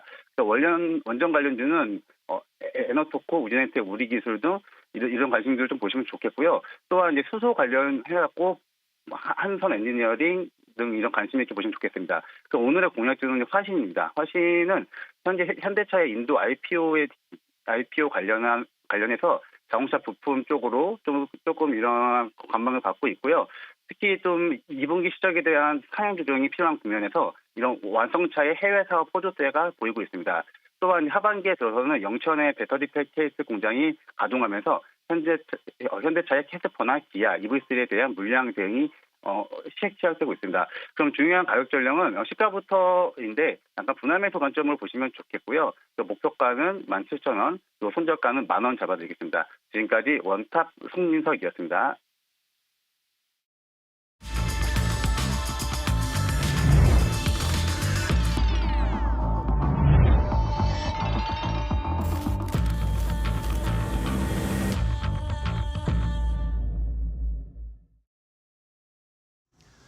자, 마켓 스탠바이입니다. 오늘 장 출발 이제 10분 정도 남은 상황입니다. 현재 시간 8시 49분 50초 막 지나갔습니다. 자, 우리 시장은 이번 주에 현대차를 비롯한 자동차 관련주들이 일제히 주초에 한번 상승을 보이면서 지수를 업시켰고요. 어제는 또 삼성전자를 필두로 한 반도체 관련 종목들이 한 번 더 레벨업되면서 지수가 2,800선 근방까지 올라왔습니다. 자, 오늘은 이제 코스피가 2,800선 돌파를 시도할 것으로 보입니다. 현재 상황 동시효과 상황 보면 2,807포인트 선에서 출발할 것으로 보이는 상황인데 간밤에 미국 증시가 휴장을 했지만 영국 쪽에서는 또 금리 인하에 대한 가능성들이 높아지면서 여러 가지로 긍정적인 모멘텀들은 시장에 존재하고 있습니다. 과연 오늘 2,800 돌파하면서 출발할 수 있을까요? 오늘 마켓 스탠바이 장 출발 준비 레몬 리서치의 이상엽 이사와 퍼스트 프라임 리서치의 손현호 팀장, 최훈 앵커와도 함께하겠습니다. 안녕하세요. 반갑습니다.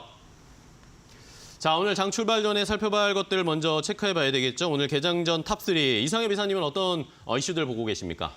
네, 첫 번째로는 이제 시장에 좀 비교가 되는 부분을 말씀드리고 싶습니다. 코스피와 코스닥의 괴리율에 대해서 좀 말씀을 드리고 이 부분을 또 참고해서 시장에 대응하는 게 중요하다 그런 말씀을 드리고 싶은데 코스피는 어제 오랜만에 한 2년 조금 넘는 기간 동안에 신고가가 나왔고 코스닥은 좀 강보합에 그쳤습니다. 올 한 해 2024년에 연간 수익률을 상승률을 비교해 보면 코스피는 6% 상승했고요. 코스닥은 어제까지 그러니까 지난 6개월 동안 약보합 상승한 게 없습니다. 미국만 살펴보면은 더 좀 차이가 난 거죠. 올해 들어서 나스닥은 19% 상승했고 필라델피아 반도체 지수는 무려 38% 상승했거든요. 그래서 지금 외국인이 올 한 해 코스피에서 약 한 1조 7천억 원, 한 22조 원을 순매수하고 있음을 살펴봤을 때는 정말 시장의 주도 수급은 외국인이라는 거, 그리고 외국인이 또 코스피 쪽에서 좀 대형주를 중심으로 좀 매수를 하고 있음을 감안한다고 하면은 시가총액 큰 종목군들을 움직일 때는 코스닥이 상대적으로 흐름이 좀 저조할 수밖에 없고 지금 시장이 그렇다는 거 좀 감안해야 되지 않을까라는 생각을 말씀드리고 싶고요. 두 번째는 미국 증시가 휴장이었기 때문에 오늘 증시, 오늘도 좀 예상 동시호가 코스닥보다는 코스피 흐름이 좀 더 좋고 좀 오늘 좀 시장의 상승이 이어진다고 하면은 어제 좀 상승했던 업종에 좀 상승이 이어질 수 있지 않을까 그런 섹터에 좀 말씀을 드리는데 최근에 주도주였었던 것은 K-뷰티, K-푸드였죠. 근데 어제는 좀 상대적으로 주춤했었고 특히나 음식료 업종 같은 경우에는 어제 3.81% 좀 상대적으로 낙폭이 컸었습니다. 그래서 음식료 업종의 지난주에 섹터 지수가 2자릿수 이상 상승했고 좀 이격도도 벌어졌었거든요. 그렇기 때문에 좀 이번 주에는 좀 음식료 업종은 좀 쉬어갈 수도 있겠구나라는 흐름이 좀 어제 나왔다. 그래서 좀 화장품주 도 그렇고 최근에 주도주였던 종목이 쉬어간다고 하면 오늘은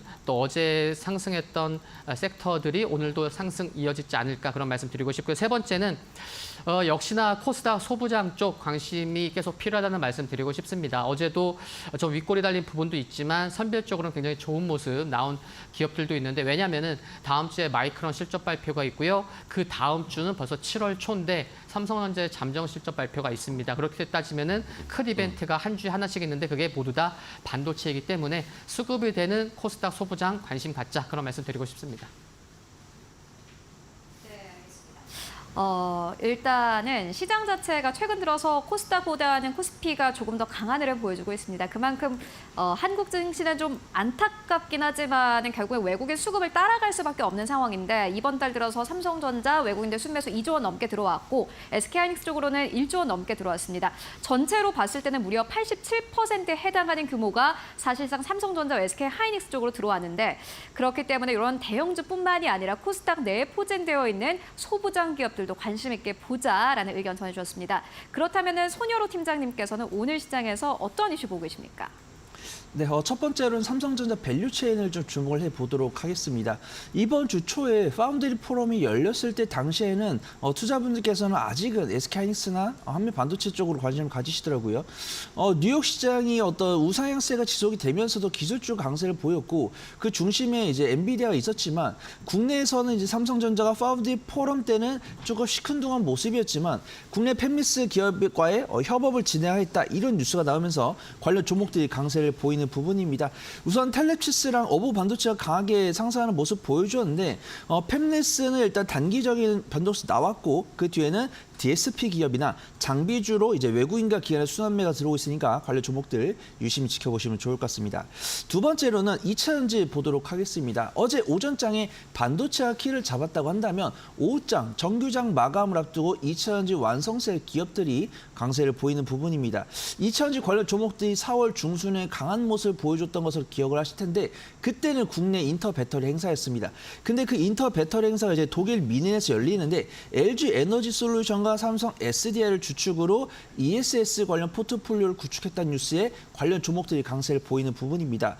현재 제 개인적인 사견으로는 ESS 관련 종목들에 대한 온기가 들어올 것이고 그 다음에 장비주, 그 다음에 고체 산화물 연료전지 SOFC 관련 종목들이 어제 오후장 들어서 탄력을 높이는 모습들 보였으니까 오늘 좋은 모습 보이지 않을까 판단해 보도록 하겠습니다.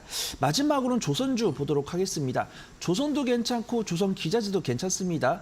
조선 기자재 같은 경우는 당연히 조선에 뒤따라 붙는 모습들도 있을 수 있고 포항 영일만 관련 모멘텀으로 피팅 밸브 관련으로 강세를 보이는 부분입니다. 하지만 관련 섹터들은 외국인과 기관이 이미 접근한 다음에 개인 투자분들 위주로 좀 탄력이 붙는 부분이고요.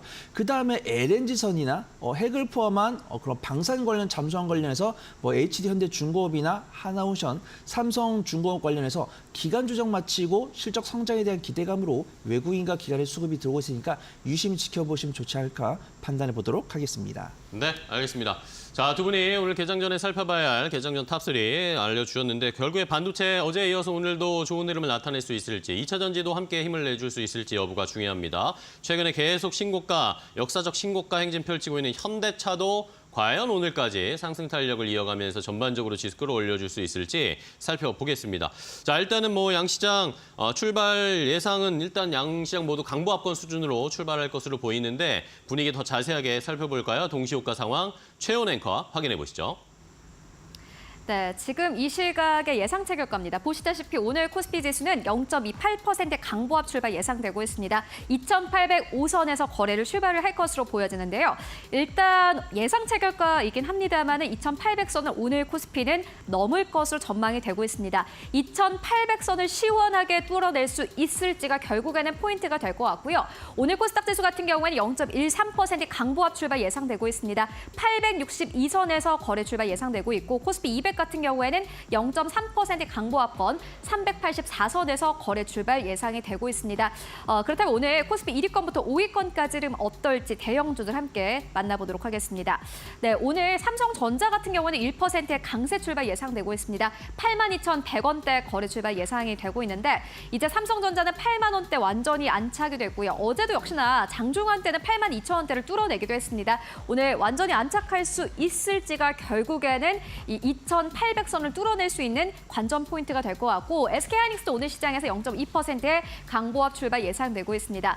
어제 삼성전자 같은 경우에는요. 24만 원대를 뚫어내기도 했습니다. 24만 3천 원대까지 고가를 높이기도 했는데 다만 어제 장 막판에는 약간 좀 떨어지면서 거래를 마쳤습니다. SK하이닉스 오늘 일단 출발은 강보합 출발 예상되고 있고요. 현대차는 오늘 관망세로 거래 출발할 것으로 보여집니다. 최근에 주가 쉼없이 올라왔고 오늘 시장에서는 0.3% 약보합권 28만 6,500원대에서 거래 출발 예상되고 있습니다. 일단 1위권부터 5위권까지 흐름 봤을 때는 이 많은 투자자들이 오늘 시장에선 관망세로 거래를 출발할 것으로 보여집니다. 말 그대로 눈치 보기고요. 6위권부터 10위권까지를 함께 만나보도록 하겠습니다.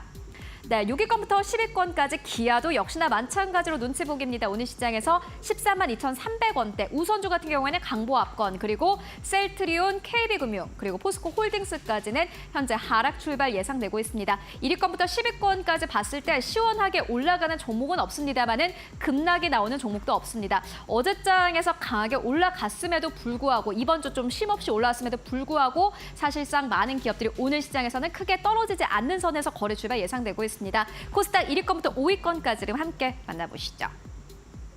네, 오늘 코스닥 1위권부터 5위권까지 BM이 오늘 시장에서 1% 가깝게 상승세 19만 6천 원대에서 거래 출발 예상되고 있습니다. 어제장도 역시나 마찬가지로 괜찮았는데 오늘도 흐름 비슷합니다. 에코프로 같은 경우에는 9만 6,100원대 거래 출발 예상되고 있고요. 알테오젠도 역시나 마찬가지로 눈치 보기입니다. 현재 구간에서 25만 5천 원대 거래 출발 예상되고 있고 엔캠 같은 경우에는 0.18% 강보합권 27만 1,500원대에서 거래 출발 예상되고 있습니다. 6위권부터 10위권까지 흐름 함께 만나보시죠. 네, 6위권부터 10위권까지 리노공업 오늘 시장에서 1% 가깝게 하락세 25만 8천 원대 거래 출발 예상되고 있습니다. 26만 원대 오늘 시장에서 이탈 예상되고 있고요. 셀트리온제 약보합권 3천당제 현재 구간에서 0.5% 하락 출발 예상되고 있습니다. 예상치 결과 함께 만나보고 왔습니다.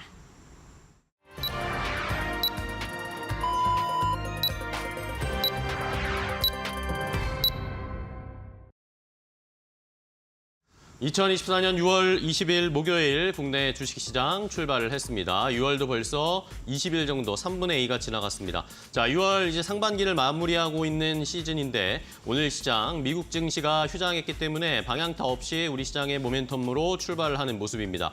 일단은 삼성전자, SK하이닉스가 모두 0.4%대 상승 출발하면서 어제의 흐름을 좀 이어가려는 모습을 나타내고 있고 삼성전자의 탄력이 조금씩 더 높아지네요. 0.9%대 까지 올라오면서 8만 2천 원 선을 도전하고 있습니다. SK하이닉스는 0.4% 정도 상승세 나타내면서 상대적으로 탄력은 약간 떨어지는 모습이었고요.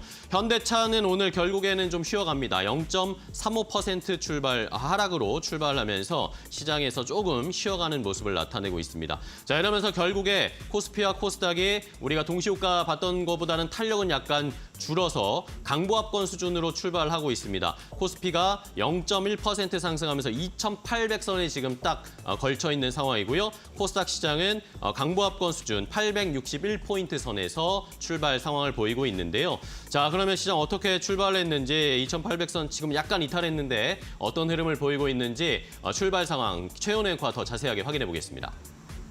네, 현재 개장 상황 바로 알아보도록 하겠습니다. 오늘 코스피 지수 0.08%의 강보합 수준입니다. 어제 종가 기준으로 거의 움직임이 없는 선에서 거래를 출발을 하고 있는 상황인데요.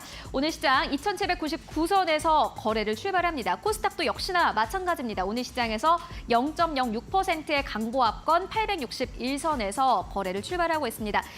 그리고 여기에 더불어서 코스피 200도 역시나 마찬가지로 383선에서 거래를 출발하고 있습니다. 어제장까지 대형주들이 워낙 강했기 때문에 일단은 오늘 개장하자마자 많은 투자자들은 전체 시장에서 좀 관망세 눈치 보기를 하면서 거래를 현재 출발을 하고 있는 상황입니다. 그렇다면 오늘 시장 이 대형주들의 흐름은 어떨지 먼저 코스피 쪽의 분위기 살펴보고 가도록 하겠습니다. 최근 들어서 코스피 내에 포진되어 있는 여러 가지 대형주들의 흐름이 굉장히 좋았습니다. 오늘 시장 같은 경우에는 삼성전자 0.49%의 현재 상승 흐름 나타내고 있습니다. 삼성전자 같은 경우에는요, 어제장에서 8만 2천 원대까지 터치가 나왔습니다. 그래도 삼성전자가 이번 6월 들어서 8만 원대 회복하고 8만 1천 원대, 8만 2천 원대까지 올라간 것은 굉장히 긍정적인 흐름인데 그만큼 외국인들의 수급이 받쳐주고 있기 때문입니다. 그렇다면 SK하이닉스는 어떨까요? 역시나 눈치 보기입니다. 어제 시장에서 고가를 한번 높이면서 투자자들은 아마 고민에 빠진 듯합니다. 지금보다 더 올라갈 수 있을까라는 고민에 좀 빠진 듯한데 오늘 시장에서도 그 고민은 이어집니다. 그리고 LG에너지솔루션 오늘 시장에서 0.4%의 강보합 수준에서 거래를 출발하고 있는 상황이고요. 현대차 같은 경우에는 오늘 시장에서 0.7%의 하락으로 거래를 출발을 하고 있습니다. 인도 IPO 소식과 함께 주가 자체가 아주 크게 탄력을 받았습니다. 다만 아직까지도 호재가 소멸된 것은 아닙니다. 오늘 시장에서는 전반적으로 눈치 보기고요. 셀트리온 같은 경우는 0.7%의 하락으로 거래를 출발하고 있습니다. 그리고 네이버가 사실 이번 한 달간의 수익률을 보면은 굉장히 부진합니다. 개인 투자자들이 지난 2주 동안 가장 많이 사들였던 기업은 바로 네이버입니다. 그런데 네이버 같은 경우에는 최근 들어서 뚜렷한 모멘텀 없이 주가 자체는 계속해서 흘러내리고 있는 상황인데 오늘 시장에서도 0.4% 약보합권, 삼성물산도 오늘 시장에서 0.2%의 약보합에서 거래를 출발하고 있고요. 그리고 자동차도 오늘 시장에서 약간의 조정인데 현대모비스와 같은 부품주들 오늘 시장에서 1% 넘게 하락으로 현재 거래 출발하고 있습니다. 그리고 기아도 역시나 마찬가지로 1% 이상 하락으로 거래를 출발하고 있는데 다만 어제도 마찬가지로 오전장, 오후장의 분위기가 완전히 좀 달랐습니다. 오늘도 역시나 마찬가지로 오전장과 오후장의 흐름이 어떻게 달라지는지 잘 체크해 보시는 게 중요해 보이고요. 그렇다면 코스닥 쪽의 흐름은 어떨까요? 함께 만나보도록 하겠습니다. 네, 코스닥도 최근 들어서 희비가 좀 엇갈리는 기업들이 꽤 많습니다. 바이오 쪽에서도 급등이 나왔다가 급락이 나오기도 하는데 오늘 시장에서는 에코프로 BM이 0.57%의 상승세, 어제 좀 크게 조정받았던 알테오제 오늘 시장에서 그래도 추가 하락이 아니라 그나마 조금 시세를 지켜내면서 거래를 출발하고 있습니다. 에코프로 보시다시피 0.3% 약보합권, HLB가 1% 가깝게 하락하면서 거래를 출발하고 있고요.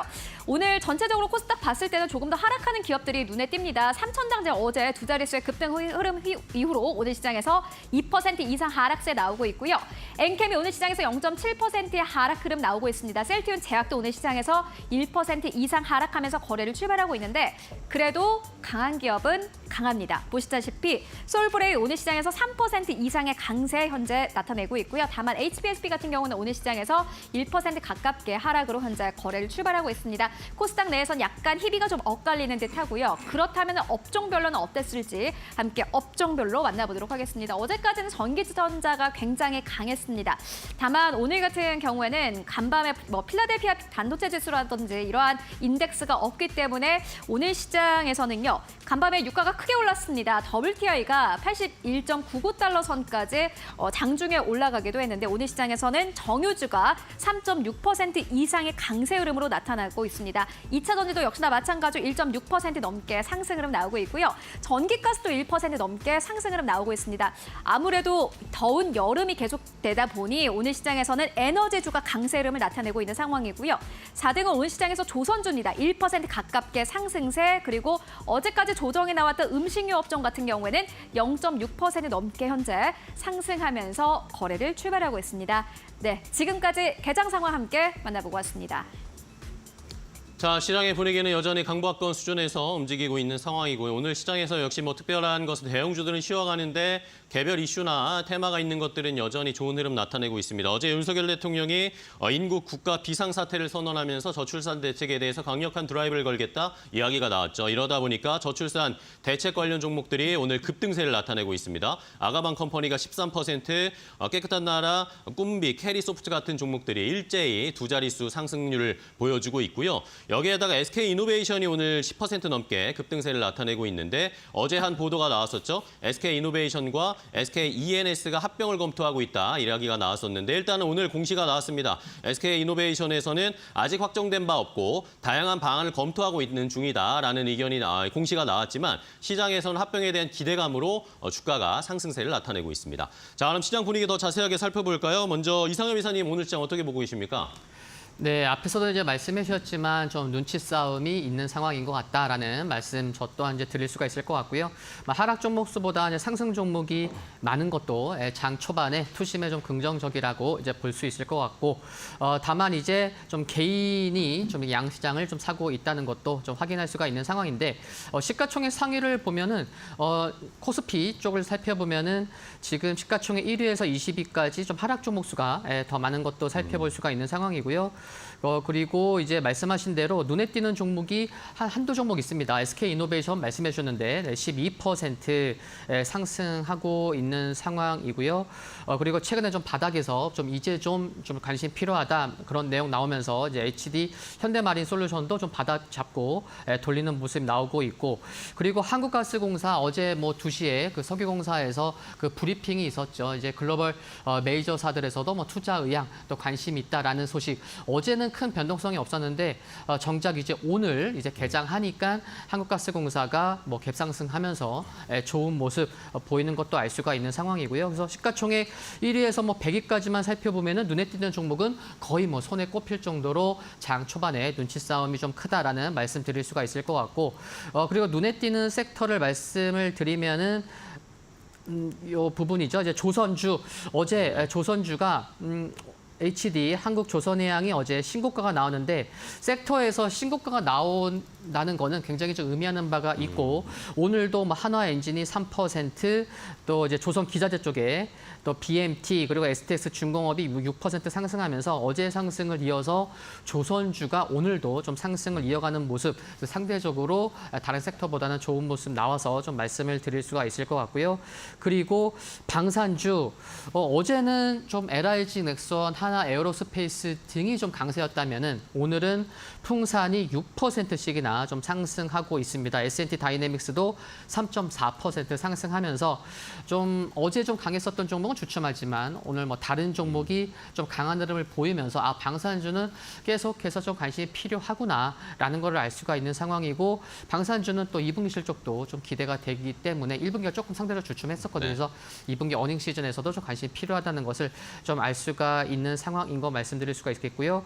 그리고 좀 테마 쪽에서는 뭐 앵커님도 말씀해 주셨지만 저출산 종목군들이 굉장히 강합니다. 네, 지금 캐리소프트는 뭐 상한가를 갖고 한 20%를 보이는 종목군들도 몇 종목 있기 때문에 좀 요 종목군들이 좀 지수가 좀 주춤한다고 하면은 워낙 좀 계속해서 정부에서 드라이브를 걸고 있기 때문에 계속해서 좀 오후장에도 좀 강한 모습을 보이는지도 좀 관심 있게 좀 보시면 좋을 것 같습니다. 네, 알겠습니다. 자, 시장은 일단 코스피 계속 2,800선에서 공방을 펼치고 있습니다. 2,799포인트까지 지금 내려온 상황이고 외국인이 오늘 뭐 양시장에서 매도하고 있는데 어제 외국인 기관이 매수를 많이 했기 때문에 오늘은 쉬어가는 모습. 수급적으로는 일단은 외국인이 현선물 전부 다 매도하고 코스닥 시장에서도 매도하고 있습니다. 원달러 환율도 오늘 크게 변화가 없기 때문에 1,383원대에서 일단은 환율은 움직이고 있는 상황입니다. 손윤호 팀장님 오늘 시장 어떻게 보십니까? 네, 지금 제 눈으로 확인되고 있는 부분만 말씀드린 게 맞지만 제가 이번 주 시장 봤을 때는 시장을 예단하는 것은 바람직하지 않다 그렇게 판단합니다. 그래서 지금도 보면은 코스피랑 코스닥이 둘 다 이제 외국인과 기관의 순매도로 시작을 했지만 외국인과 기관의 저가 매수가 들어오는 모습이고 선물 같은 경우도 외국인과 기관이 번갈아서 매수를 하고 있습니다. 그래서 오늘은 기관이 이제 선물을 좀 매수를 해주고 있고 어제는 외국인이 매수했습니다. 그다음 그제는 또 기관이 매수를 했어요. 근데 안타까운 건 뭐냐면 어제 아침도 오늘이랑 비슷했습니다. 시장이 굉장히 좋아 보였거든요. 근데 브리핑을 이제 들어보셨으면 아시겠지만 어제도 전기전자의 외국인의 순매수세가 80% 이상이 이제 삼성전자, SK하이닉스였고 그다음에 코스닥의 외국인과 기관의 순매수의 거의 80%, 90% 이상이 3천당 제약이었습니다.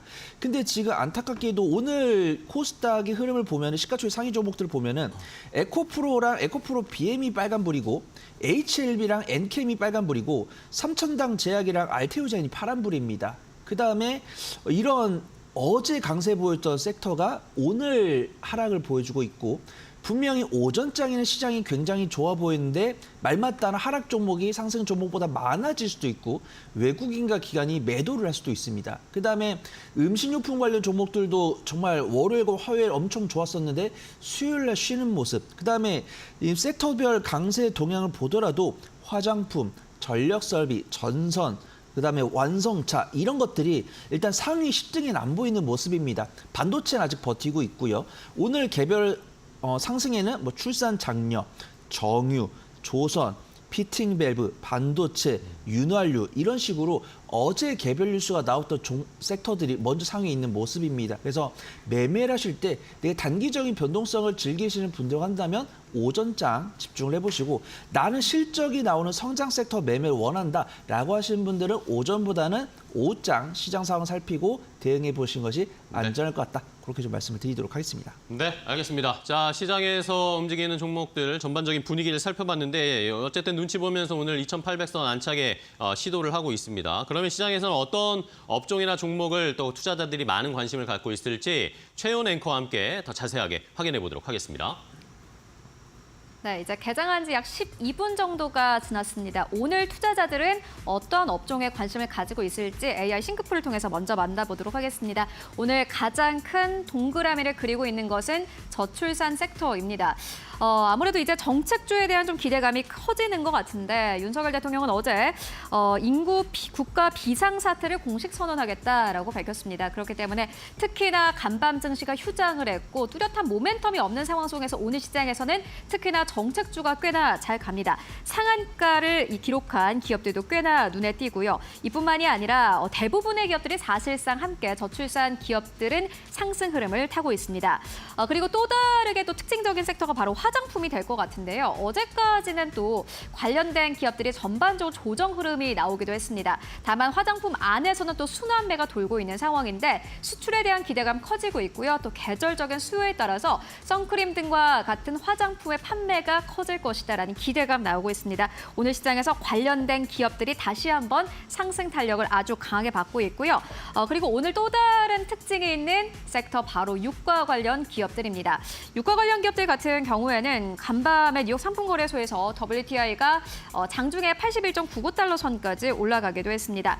계절적으로 역시나 마찬가지로 수요가 좀 늘어날 것이다라는 기대감 나오고 있습니다. 여기에 더불어서 중동 긴장에 대한 우려감 다시 한번 나오고 있는 상황이고요. 또 어제 중국 소매 판매 관련 지표가 함께 발표가 되기도 했습니다. 중국의 경기가 꺾인 줄 알았더니 중국의 경기가 좀 살아나는 것이 아닌가 하는 기대감 함께 나오고 있습니다. 원유 수요가 이전보다 더 늘어날 것이다라는 기대감 나오고 있고 오늘 시장에서 유가 관련 종목들 금호석유 같은 경우는 3.6% 이상의 상승세 그리고 S오일이 2% 넘게 상승 흐름 타고 있습니다.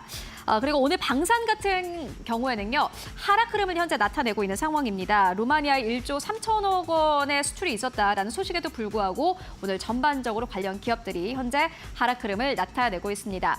그렇다면 현재 시장에서 어떠한 기업들이 상승 탄력을 강하게 받고 있을지 함께 살펴보고 가도록 하겠습니다. 앞서서 만나봤던 기업들이 될 것 같은데요. 오늘 시장에서 캐리소프트 상한가 기록을 했습니다. 저출산 관련 주입니다. 그리고 깨끗한 나라도 역시나 마찬가지로 오늘 시장에서 25% 이상 상승 흐름을 나타내고 있고요. 꿈기 같은 경우에는 19% 넘게 상승 흐름 나타내고 있습니다. SK이노베이션도 개별적인 이슈와 함께 오늘 시장에서 15% 이상의 급등세, DK락 14% 이상 상승세, 아가방 컴퍼니가 13% 넘게 상승세, 삼성출판사가 오늘 시장에서 11% 넘게 급등 흐름 나오고 있습니다. 오늘 시장에서는 확실히 주인공은 저출산 관련주인 것 같습니다.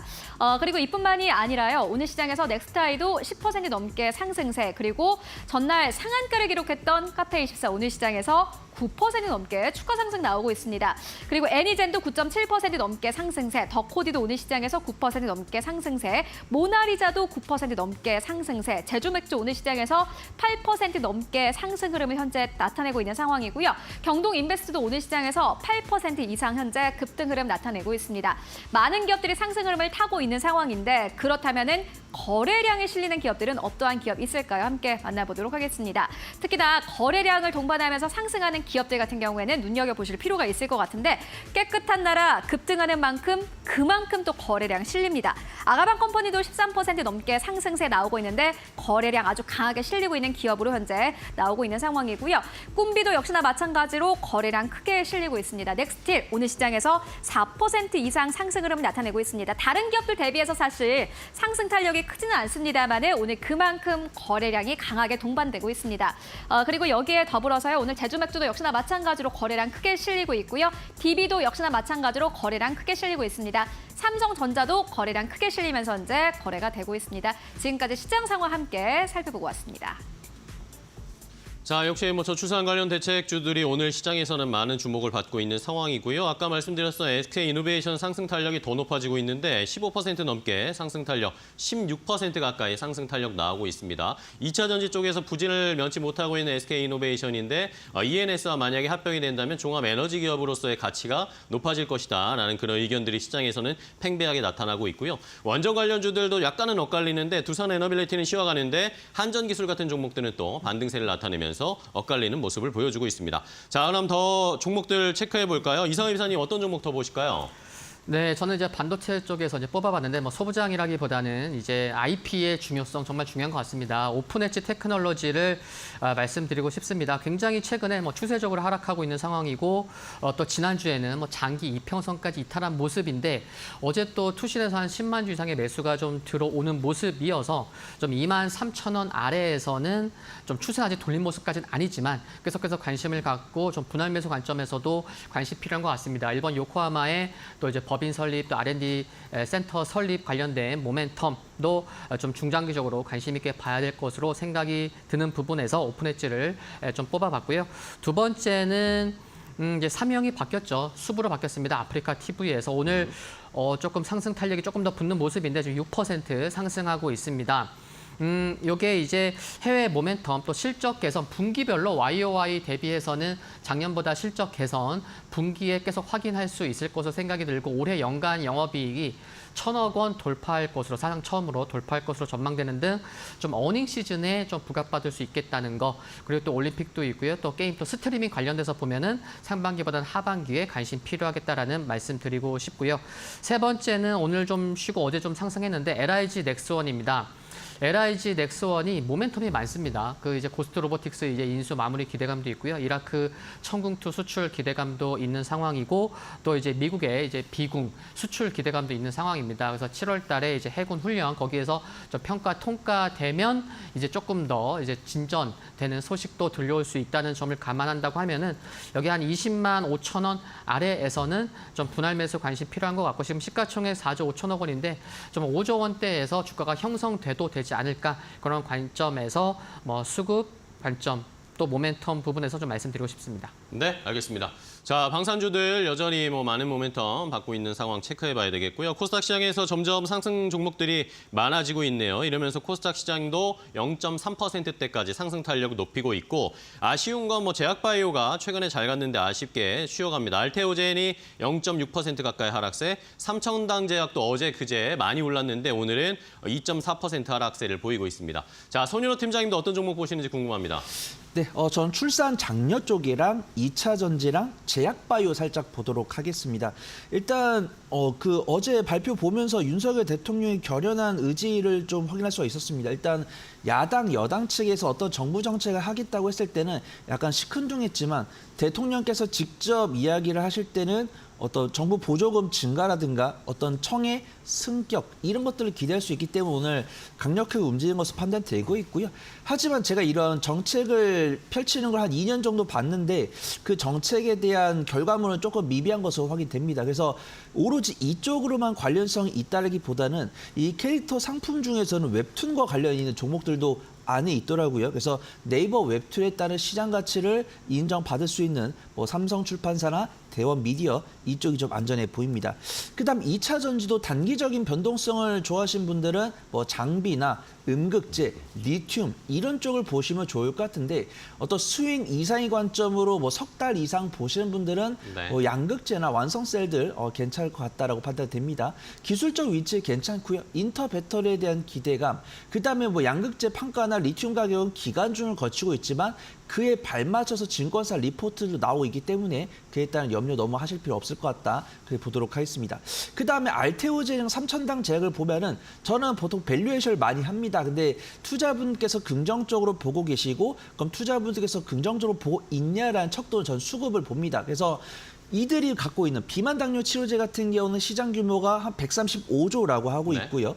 그다음에 어떤 바이오시밀러나 이런 쪽은 약 40조 정도 된다고 합니다. 그래서 해당 종목들이 뭐 알테오젠 같은 경우 시총이 한 15조 정도 되고 그다음에 삼천당 제약 같은 경우는 4조 정도 되기 때문에 이런 시장 규모의 파이를 약 3분의 1 정도, 4분의 1 정도 가져간다라고 가정했을 때는 현 위치보다는 좀 프리미엄을 조금 더 줄 수 있다라고 판단되고 있고요. 이렇게 음봉 나올 때 관심 있게 지켜보시면 좋을 것 같습니다. 네, 알겠습니다. 자, 이렇게 제약바이오까지 체크를 해주셨어요. 그럼 이제 마지막으로 오늘 시장 어떻게 대응해야 할지 핵심 키포인트 짚어주시면 되겠습니다. 이상희 이사님.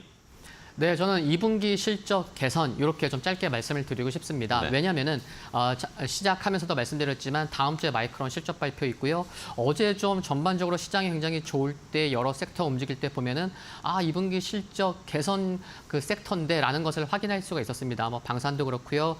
반도체 빅2 실적 좋을 거니까 소부장도 좀 기대감을 가져볼 수 있겠고 조선도 마찬가지입니다. 그래서 2분기 실적 개선 기대감이 뭐 7월 중순부터가 시작되는 게 아니고 지금부터 기대감 있는 종목을 움직일 수 있기 때문에 2분기 실적 개선 관련된 종목 섹터에 관심 갖자 그런 말씀 드리고 싶습니다. 네, 자 실적주들 미리미리 선별해야 되겠습니다. 자, 손 팀장님의 핵심 키포인트 뭘까요?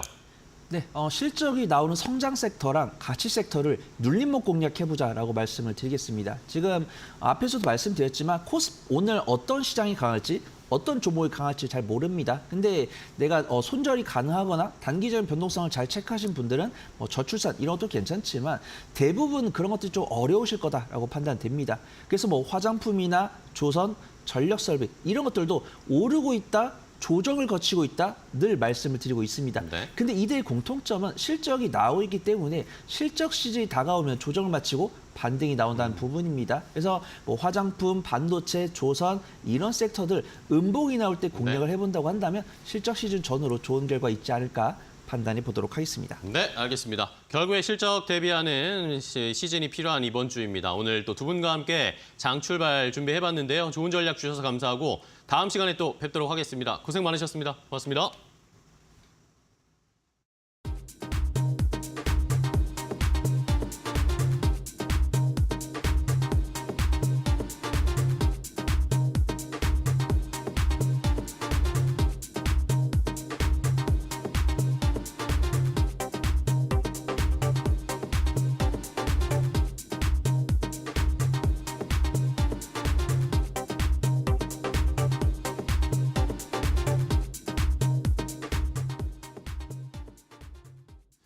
자, 그럼 이제 오늘 시장에서 잘 달릴 수 있을 만한 종목 선별해드리겠습니다. 오늘장 선발 종목인데요. 오늘장 선발 종목 확인하기 전에 어제 저희 이데일리 TV에서 제시해드렸던 시초가 공략주 흐름 확인해 보겠습니다.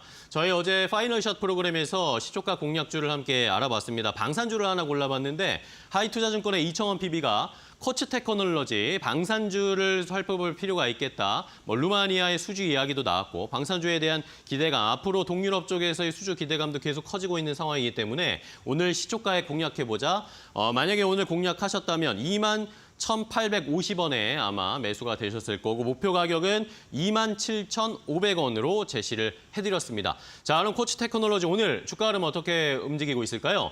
자, 오늘 0.68% 소폭 상승세를 보이고 있습니다. 22,300원까지 올라왔는데 방산주들에 대한 모멘텀, 수주 이야기 계속 모니터링 하시고 체크하시면서 꾸준한 중장기적인 투자 전략 여전히 유효하다라는 걸 확인할 수 있었습니다. 자, 그럼 오늘 시장에서 어떤 종목을 또 봐야 할지 오늘장 선발 종목으로 바로 이어가겠습니다. 오늘은 메리츠증권 강남금융센터의 황혜수 차장과 이 종목 선별해보겠습니다. 안녕하세요, 차장님. 네, 안녕하세요. 네, 반갑습니다. 자, 오늘 시장에서 어떤 종목 공략하실 겁니까? ST팜 말씀드리겠습니다. 네, 제약바이오도 여전히 관심이 많은 것 같습니다. 어떤 모멘텀들이 있을까요? 우선 ST팜 같은 경우에는 지난주 12만 원 가까이 상승했었던 주가가 미국 생물보안법 관련 노이즈 소식으로 인해서 20% 가까이 급하게 가격 조정을 거쳤는데요. 생물보안법이 통과되지 않을 것이다라는 일부 루머가 돌기 시작하면서 가격 조정이 심하게 나왔다라고 보시면 될 것 같습니다. 또한 최근에 12전환된 물량도 장내 매도가 나타나게 되면서 주가가 계속 눌려 있었던 모습이 보여지고 있는데요. 하지만 여러 매체를 통해서도 확인되고 있는 사실이지만 생물보안법은 통과될 가능성이 여전히 굉장히 높은 상황이기 때문에 그렇게 된다면 ST팜의 중국향 스몰 몰리큘러 시장을 확보할 가능성이 굉장히 높고 그렇게 된다면 기존의 사업 외에도 추가적인 그런 신사업으로 영업이익이 큰 폭으로 성장할 수 있다는 점이 긍정적이다라고 말씀드릴 수가 있겠습니다. 동사 같은 경우는 중국의 어떤 수주 모멘텀 이외에도 본업단의 성장이 올해부터 굉장히 큰 폭으로 나타날 가능성이 높은데요. 그 이유는 그동안 영국 소재로 납품했었던 신약들이 상용화를 FDA를 통해서 상용화를 통과를 하면서 올해 하반기 그리고 내년에는 굉장히 큰 폭의 영업이익 성장이 기대된다라는 점이 긍정적이다라고 말씀드릴 수가 있겠습니다. 따라서 그 현재 가격대는 어떤 일부 루머에 의한 가격대이기 때문에 부담 없는 가격이라는 점에서 밸류에이션 매력도도 굉장히 높은 상황이다 이렇게 말씀드릴 수 있겠습니다. 네, 좋습니다. ST팜 낙폭 과대하다라는 평가를 해주셨는데 가격자를 간단하게 체크해볼까요, 그러면? 현재가 10만 원 아래에서는 무난히 매수하실 수 있는 가격이다라고 말씀드리겠고요. 목표가는 전고점 부분이 12만 원, 손절가는 8만 원으로 말씀드리겠습니다. 네, 알겠습니다. ST팜 오늘 시장에서 한번 저희도 공략해보겠습니다. 좋은 전략 소개해 주셔서 감사하고요. 다음 시간에 또 뵐게요. 고맙습니다. 감사합니다. 네, 잘 들었습니다. 자, 이렇게 오늘장 선발 종목으로 ST팜 소개를 해드렸습니다. 오늘 시장에서 끝까지 잘 달릴 수 있을지 한번 확인을 해보시고요. 오늘장 선발 종목은 여기까지 마무리하도록 하겠습니다. 자, 이제 오늘 또 저희가 준비한 특별 인터뷰를 함께 확인하실 수 있는데 벌써 6월도 오늘 20여일이 흘렀습니다. 7월이 다가오고 하반기가 다가오고 있는데 하반기 증시 전략 어떻게 세워야 할지 저희가 서강대 허준영 교수와 한양대학교 김광석 겸익 교수와 함께 하반기 증시 전략 어떻게 세워야 할지 특별 인터뷰 준비했으니까요. 함께 확인해 보시죠.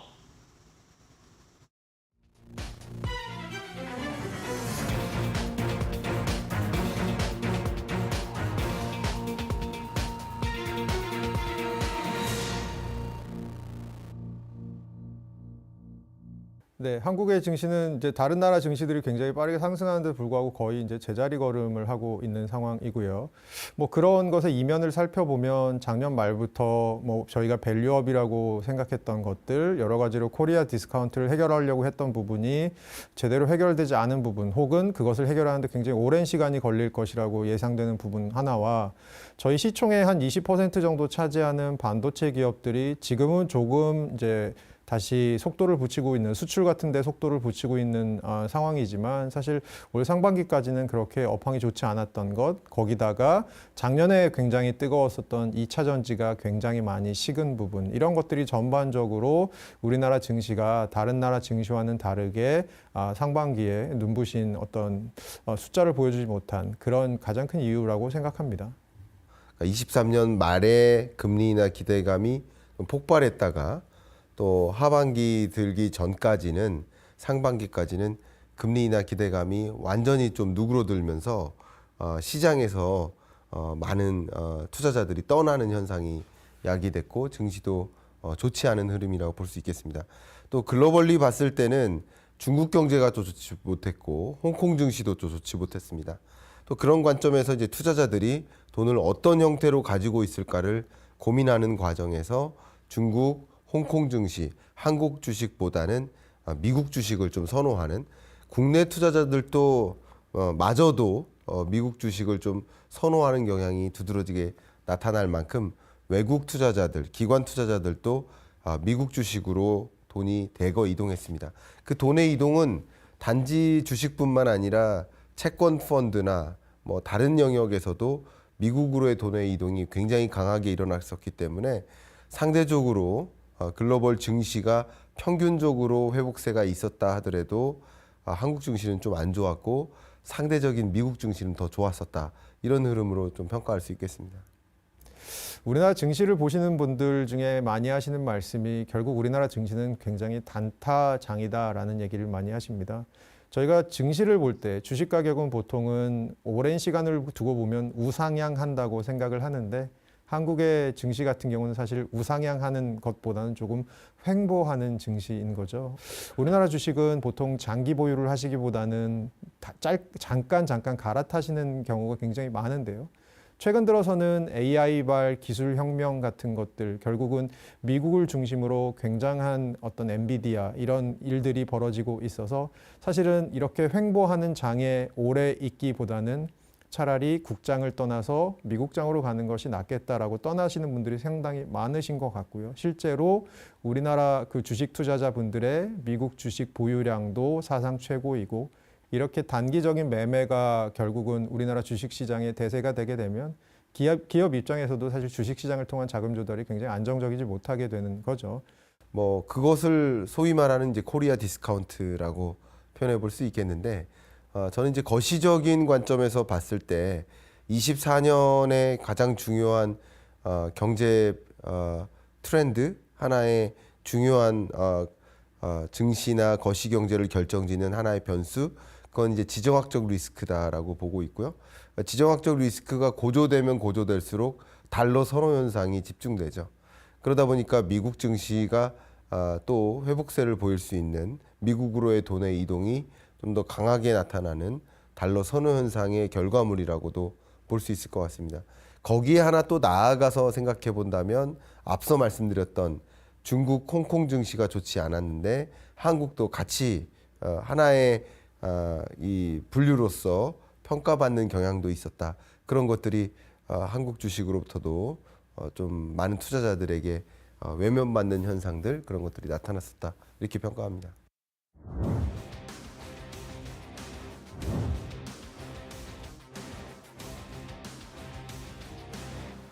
사실은 이제 우리나라 같은 경우는 워낙 수출의 비중이 높은 나라이기 때문에 수출이 어떻게 풀리는지가 나라 경제에도 중요하고 주식시장에도 굉장히 중요한 측면이 저는 있다고 봅니다. 그래서 상반기부터 사실 본격적으로 좀 수출이 좋아지기 시작한 부분이 특히 2분기 들어와서 조금 더 그 징후가 명확해진 부분이 저는 있을 거라고 생각을 하고 있고, 그런 측면에서는 자동차 수출이라던가 반도체 수출, 그리고 저희가 보통 이제 잘 아시겠지만 조선업 같은 경우에 배를 건조하는데 보통 2년 반이나 3년 정도 걸리는데 저희가 2021년부터 수주를 해놓았던 물량들이 본격적으로 이제 나가고 있습니다. 그런 측면에서는 조선업 같은 경우도 조금 앞으로 눈여겨볼 부분도 있을 것 같고요. 상반기에도 조금 업황은, 그리고 주식시장에서의 반응은 나쁘지 않았던 것으로 기억하고 있습니다. 그래도 가장 괜찮았었던 업종은 반도체죠. 첫째도 반도체고 두 번째도 반도체입니다. 글로벌리 봤을 때 2024년에는 기술적으로 AI 기술이 범용화되는 과정이라고 볼 수 있겠습니다. 우리나라는 HBM이라는 영역에서 독보적인 지위를 차지하고 있고, 또 삼성전자도 그런 영역에서 또 기술 고도화를 좀 추진하고 있는 입장이기 때문에 글로벌 HBM 시장에서 한국 반도체 기업끼리 이 HBM 시장을 양분하다시피 거의 독점적으로 100%를 장악해 나가는 그런 행보를 보일 것이라고 저는 판단하고 있습니다. 그 올해 수출주에 대해서 얘기를 하기에는 저희가 수출이라는 것은 그것을 사가는 나라들이 있어야 되지 않습니까? 그렇다면 그것에 그 나라들이 얼마나 사갈 것인지에 대한 굉장히 중요한 판단 기준 중에 하나는 그 나라의 경기들이 어떻게 풀려나갈 것인가라는 건데요. 최근에 IMF나 여러 기관들에서 나오는 세계경제 전망 수정치들을 보면 저희가 2023년 마지막에 2024년을 바라보았을 때보다는 세계 경제 전반적으로는 조금 더 긍정적인 방향으로 나아가고 있다라는 것, 그리고 경제 성장률 전망치가 미국을 중심으로 그리고 유럽을 중심으로 조금씩 상향 조정되고 있다라는 부분은 분명히 있습니다. 그런 측면에서는 세계 경기 그리고 글로벌 교역 같은 것들이 하반기에는 늘어날 부분이 분명히 저는 존재하는 것 같고요. 거기다가 저희가 또 감안해야 될 부분은 우리나라의 가장 큰 수출국인 중국의 경기가 올해 그래도 어쨌든 간에 부동산발 리스크 관리가 되면서 그래도 4%대 중후반의 성장을 할 수 있을 것이라고 보는 관측들이 많아지고 있습니다. 그런 측면에서는 중국 경기가 살아나는 부분도 우리나라 수출에 조금 도움이 될 수 있을 것 같고요. 특히 IT 수출 같은 경우는 중국의 비중이 절대적이기 때문에 이런 측면에서는 IT 수출이 조금 하반기에는 괜찮아질 가능성. 물론 거기에는 저희가 AI발 혁명에 얼마나 우리나라 기업들이 특히 삼성전자가 능동적으로 올라탈 수 있느냐의 부분도 있을 것 같습니다만 전반적인 기조를 봤을 때는 하반기에 조금 매크로로 보면 좀 나아지는 수출 기업들이 나아지는 것은 분명히 있을 것으로 보입니다. 간혹 이제 어떤 방송을 보거나 어떤 유튜브를 보거나 하면 마치 내일 당장 폭망할 것처럼 이렇게 표현하는 그런 썸네일이나 기사 제목들을 자주 봅니다. 저는 굉장히 눈살을 찌푸리면서 보고 있고요. 중국이 내일 당장 폭망할 것 같은 그런 나라가 절대 아닙니다. 중국 경제가 좋다라고 표현하진 않아요. 저는 중국 경제가 꼬꾸라지고 있다라고까지 표현을 하고 있습니다. 특히 미중 패권 전쟁이 너무나 오랫동안 장기화되고 더 격화되는 과정에서 미국의 어떤 여러 가지 관세 장벽이라든가 이런 것에 가로막혀서 중국에서 제조하기 어려운 환경이 계속 조성됩니다. 중국 인구는 줄고 있고 기업은 떠나고 있고 자금도 떠나고 있고, 그리고 중국에서 기업 경영할 만한 인건비라는 조건도 좋지 못하게 됐고, 그러니까 더 좋은 조건, 더 좋은 인건비의 나라, 원자재가 더 풍부한 나라, 혹은 미중 패권 전쟁이라는 그런 무역 장벽으로부터 자유로울 수 있는 나라를 향해서 제조 기지가 이동하고 있습니다. 이런 것들이 중장기적으로 중국 경제가 계속 고성장할 수 없는 체제라는 것을 보여주는 근거가 됩니다. 그런데 2024년 그리고 25년 약 2개의 해를 놓고만 본다면 단기적인 또 나름의 폭발적인 회복세가 전개될 수 있겠다라고 생각을 합니다.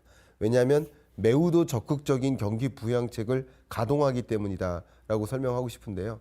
가장 대표적인 경기 부양책이 이구환신이에요. 이런 것들은 멈춰있던 공장이 재가동되고 일자리가 또 추가적으로 마련이 되고 중국 경기가 좀 다시 소비 회복세가 진전될 수 있도록 이끄는 제도적 장치라고 볼 수 있고, 한국은 중국의 제1의 수출 대상국으로서 중국을 우리는 보고 있는데, 우리는 중국에 수출하는 것이 완제품이라기보다는 부분품이라고 볼 수 있거든요.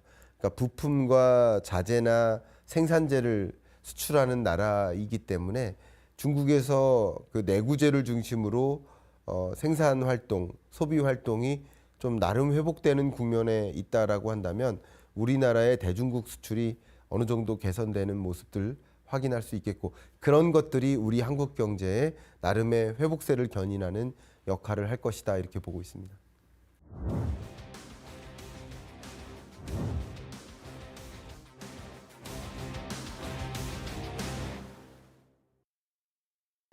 우선은 아주 많이 걱정하시고 있는 부분이 있는데, 그 걱정을 그렇게 많이 하실 필요는 없다고 말씀드리고 싶은 부분은 IRA 부분입니다. 만약에 IRA가 트럼프가 당선이 되었을 때 더 뒤집히는 것이 아니냐라고 생각하시는 분들이 계신데, 그것은 사실 올해 미국의 대선도 있지만 미국의 일반 선거도 있습니다. 상원의 3분의 1이 바뀌고요. 하원이 다 바뀌게 됩니다.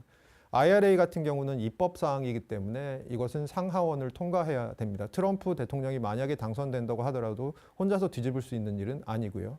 물론 폐기하려고 노력은 하겠죠. 하지만 그 상하원의 역학구도에 따라서 이것들은 지속될 가능성도 있는 부분이기 때문에 누가 대통령이 되느냐와 함께 조금 눈여겨보셔야 될 부분은 상하원의 구성이 어떻게 돼 가느냐도 좀 눈여겨보실 분은 저는 있다고 생각을 하고요. 그런 측면에서 저는 오히려 눈여겨보아야 될 부분은 트럼프 대통령이 당선된다, 바이든 대통령이 당선된다라고 했을 때 저는 바뀔 수 있는 부분 중에 가장 큰 부분은 그 친환경 관련된 정책들에 있어서 조금 변화가 있지 않을까라고 생각이 들고요. 이것들은 우리나라가 사실은 굉장히 많이 수출하고 있는 자동차 산업에도 영향을 줄 수도 있고요. 그 외에도 여러 가지 전력이나 발전 이런 여러 가지 산업들에 영향을 줄 수 있기 때문에 오히려 저는 친환경 정책 쪽에서 조금 어떤 흐름들이 있을 수 있는지 좀 지켜보시는 것도 저는 중요하다고 생각합니다. 대선이 있다, 아니면 총선이 있다라고 했을 때 항상 주식시장에는 테마주라는 것들이 등장하죠. 마치 그런 것처럼 저는 이걸 꼭 테마주로 분류를 하고 싶지는 않지만, 미국 대선을 앞에다 두고 두 후보가 굉장히 다르게 촉진하고자 하는 산업의 기조가 차이가 이렇게 나타나고 있기 때문에 그게 조금 더 확실해지는 국면에 누가 확실히 당선이 될 거야, 그리고 실제 이 대선 결과가 발표된다, 이런 어떤 모멘텀이 있을 때마다 해당 후보가 적극적으로 추진하고 있는 촉진하고자 하는 그런 유망 산업, 그런 산업들을 중심으로 증시에 반영이 돼서 나타날 것이라고 생각하고 있습니다.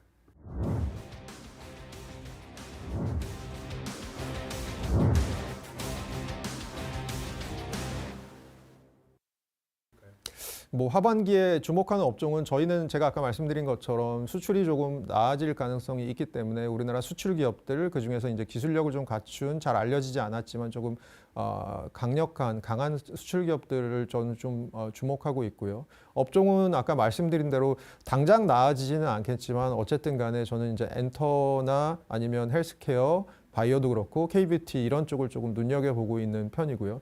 다만 이제 문제는 이런 기업들이 저희 경험상 굉장히 변동성이 큰 장세로 들어가면 변동성이 같이 커지는 이 대표적인 업종들이라는 점에서 저는 조금 뭐 그런 점에서는 투자에 유의할 부분은 있을 것 같습니다만 저는 오히려 중장기적으로 좀 우상향할 수 있는 여지가 있다면 아마 이런 업종들이 아닐까라고 좀 보고 있습니다. 뭐 우리나라는 사실 올 하반기로 가면서 경제가 얼마나 나아질지 지금 한국은행에서는 최근 들어서 성장률 전망치를 2.1에서 2.5까지 올린 상황이고 전반적으로 이런 상향 추세는 지속될 거는 같습니다만 그것들이 과연 이제 수출 중심의 반등인데 내수까지 어느 정도까지 영향을 미칠 수 있을지 그것들이 우리나라 경제 지표의 나머지 부분들을 또 결정하는 중요한 부분이고 그것들이 또 제가 보기에는 수출 이외의 다른 부분에 있어서의 주식시장에 미칠 영향이 있기 때문에 매크로 측면에서 봤을 때는 그 정도를 좀 보시는 게 좋지 않을까라고 생각하고 있습니다. 22년, 23년 또 24년 상반기까지는 이른바 긴축의 시대였고 긴축의 시대 동안에는 금리가 높게 형성되기 때문에 많은 돈이 굳이 시장에 머물 이유가 없었어요. 그래서 은행으로 돈이 대규모로 쏠렸었고 그만큼 주식시장, 부동산 시장에서 돈이 빠져나오는 국면이기 때문에 시장은 좋지 못했었다라고 평가할 수 있겠죠.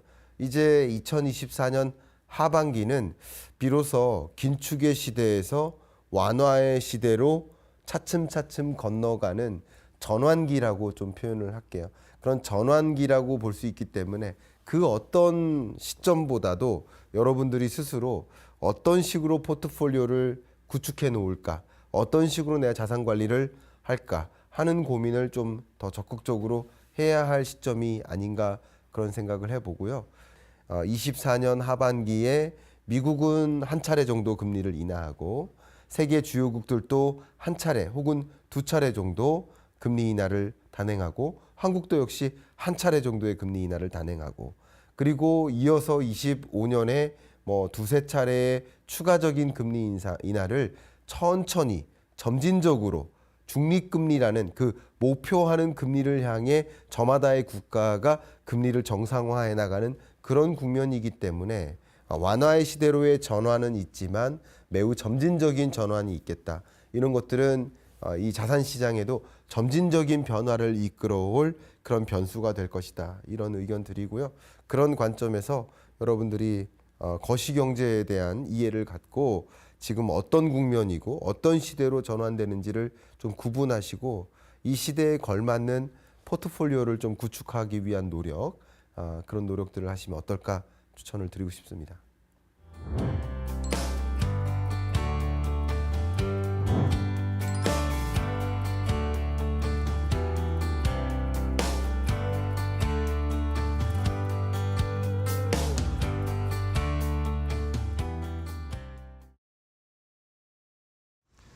자, 이제 개장한 지 45분 정도 지나고 있습니다. 코스닥 쪽이나 제약바이오 쪽에 좀 움직임들이 있는데 알테오젠이나 삼천당제약이 하락하는데 반면에 유한양행이나 리가켄바이오는 급등세를 나타내면서 또 시장의 주목을 받고 있네요. 이제 남은 시간 또 어떻게 전략 세워야 될까요? 네, 전문가 연결해서 함께 이야기 듣고 가도록 하겠습니다. 하이투자증권의 이화진 과장 연결해 보도록 하겠습니다. 안녕하십니까? 네, 안녕하세요. 네, 반갑습니다. 자, 오늘 시장 일단 코스피 2,800선 공방전 펼치고 있는데 어떻게 보고 계세요? 네, 뭐 어제부터 좀 수급적인 좀 변화가 좀 생기는 것 같습니다. 물론 오늘 같은 경우는 어제 장 끝나고 나서 뭐 시간에서도 오르긴 했지만은 현 정부에 대해서 이제 저출산 정책 모멘텀이 오늘 아가방 컴퍼니나 제르투7 그 꿈비엘 같은 강한 상승 흐름을 좀 보여줬던 하루고요. 그리고 뭐 SK이노베이션 물론 공시로서는 아직까지는 결정된 바 없다라고 하긴 했지만은 지금 굉장히 15% 이상 강한 상승 흐름을 보여주고 있습니다. 뭐 ENS 합병 검토에 따른 뭐 에너지 기업으로 뭐 건너간다 얘기는 하고는 있지만은 사실 전반적으로는 최태원 회장의 향후에 이런 그 치와 관련된 이슈와 함께 좀 부각되는 거 아닌가 좀 생각을 하고 있고요. 세 번째는 지금 바이오 중에서도 뭐 리가켄 바이오, 그 바이넥스와 에스티팜 같은 CMO 업체 그리고 이제 렉나자 관련해서 이제 6월쯤에 조기 승인 관련 FDA 조기 승인 관련 이슈가 좀 부각될 수가 있는 뭐 유한양행과 오스코텍이 좀 강한 상승 흐름을 좀 보여주고 있습니다. 네, 그렇다면 오늘 시장 전략은 어떻게 가져가 보면 되겠습니까? 네, 일단은 바이오는 저는 이제 계속 꾸준히 좀 봐야 된다고 생각하고 있고, 네. 그리고 유황량의 오스코텍도 중요하겠지만은 알테오젠도 뭐 국내 뭐 테르가제 임상 이슈도 있고, 그리고 추가적으로 이제 키트루다 이제 관련된 SC 임상이 이제 한 9월쯤에 있습니다. 결국에는 스케줄 라인에 따라서 바이오 투신 자체에 대한 회복이 저는 계속 모멘텀이 확산될 수 있다라고 좀 보이고 있습니다. 물론 오늘 바이넥스가 강한 이유도 최근에 중국 관련 이슈도 있었고, 물론 이제 그 생물보안법에 관련된 이슈도 결국에는 이 입법안에 대한 이슈들은 언제든지 만들 수 있다를 좀 보이고 있기 때문에 그건 이제 더 이상 리스크가 아니다라 좀 보인다고 하게 되면은 금리 인하 시기는 좋습니다. 결국에는 3분기 때부터는 저는 개인적으로 바이오는 포트 비중을 좀 늘려가자 좀 말씀을 드리겠고요. 두 번째는 삼성전자 향 밸류체인입니다. 물론 아직 그렇다 할 수급이 강하게 나오지는 않지만은 2분기 컨커럴 기점으로 인해서 제가 봤을 때 삼성전자의 밸류체인 쪽에 좀 주목을 해야 된다고 생각을 하고 있습니다. 물론 HBM도 잘 되고 꼭 해야 되는 거긴 하겠지만은 그동안 레거시 쪽에 대한 캐픽스 투자 축소로 인해서 그만큼 쇼티지가 나왔던 만큼 아마 이제 레거시 쪽에 대한 강한 모멘텀이 저는 붙을 수 있다라고 좀 생각을 하고 있기 때문에 분명히 반도체 장비 내에서도 저는 순환매가 조금 한 번쯤은 최근 조만간 나올 수 있다. 그거는 이제 SK 하이닉스 향이 아니라 삼성전자 향에 좀 주목을 하자 좀 말씀을 드리겠고요. 그리고 마지막으로 2차 전지 지금 뭐 어제부터 독일 미넨에서 이제 인터 배터리가 열리고 있긴 합니다. LG 에너지솔루션이나 삼성 SDI 등 배터리 종목들이 좀 강한 상승을 보여주긴 했었는데요. 뭐 예전에도 인터 배터리가 끝나고 나게 되면은 아직까지 업황이 회복되는 상황이 아니기 때문에 주가의 측면에서 반등이 나오더라도 이런 변동세에 대한 유의를 우리는 하자라고 개인적으로 말씀을 드리겠습니다. 네, 알겠습니다. 말씀해 주신 것처럼 삼성전자 향이나 제약바이오 오늘 시장에서 저희도 한번 잘 살펴보도록 하겠습니다. 좋은 전략 알려주셔서 감사하고요. 다음 시간에 또 뵐게요. 고맙습니다. 네, 감사합니다. 네, 잘 들었습니다. 자, 이렇게 마켓나우 1부 저희가 준비한 소식과 정보는 여기까지 전해드리도록 하겠습니다. 저희는 내일 더욱더 알찬 정보로 다시 찾아오도록 하겠습니다. 내일 아침 8시에 다시 인사드리겠습니다. 끝까지 시청해주신 여러분 고맙습니다.